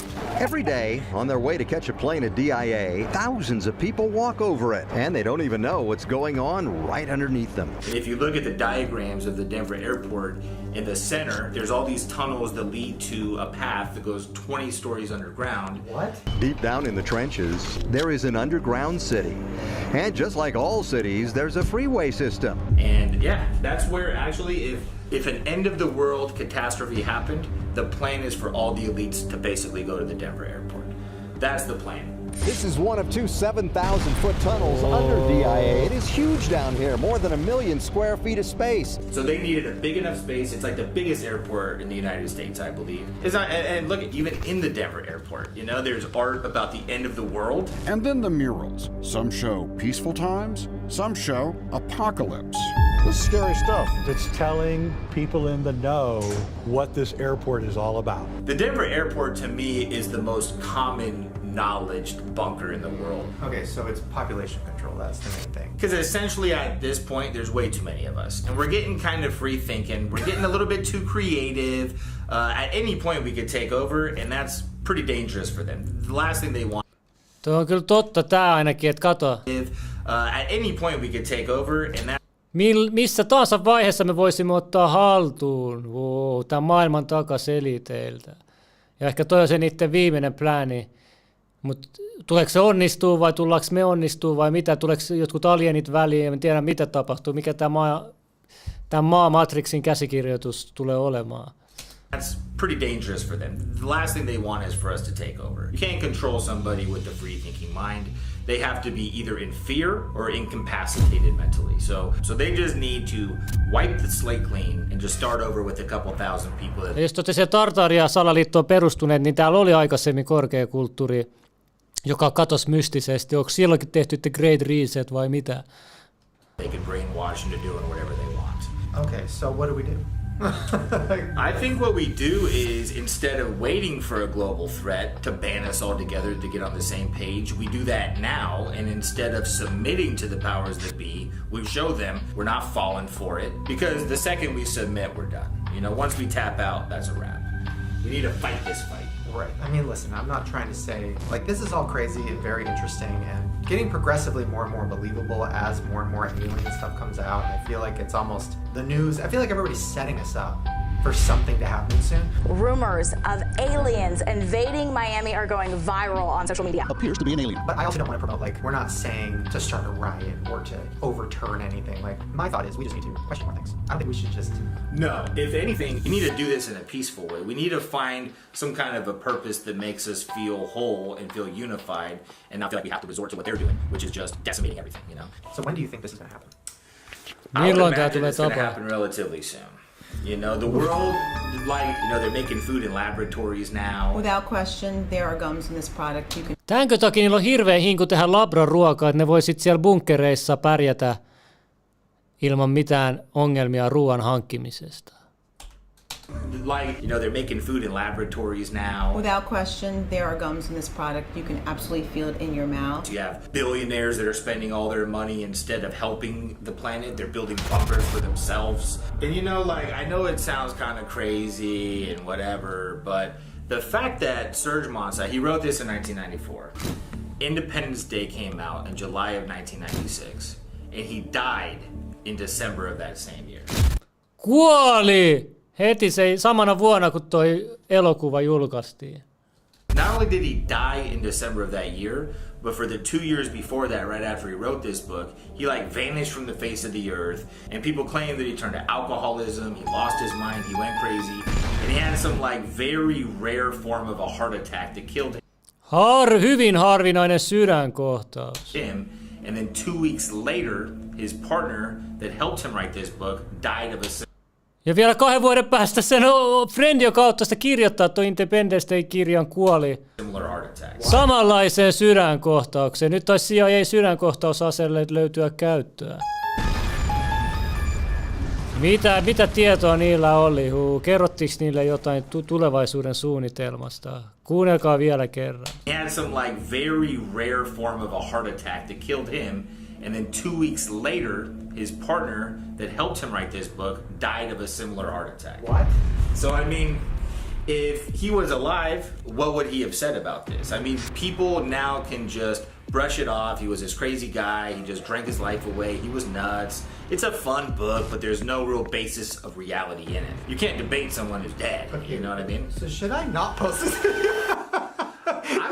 The people that wrote this both died?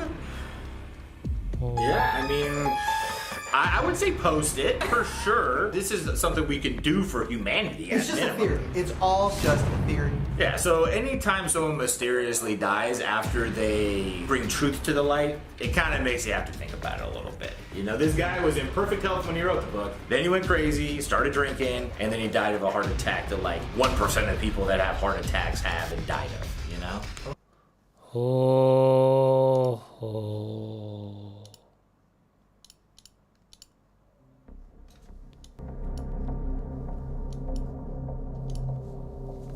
Bro, te tiedätte, veli.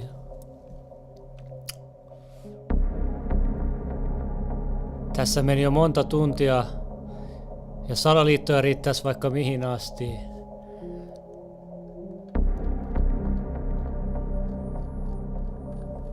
Mä olisin voinut näyttää teille vaikka mitä vielä, mutta säästetään sitten seuraaviin jaksoihin. Mutta on tärkeää tuoda nyt nämä asiat esille, mitä mä toin tässä jaksossa. Pitäkää mieli auki. Tutkikaa asioita. Tutkikaa itseänne.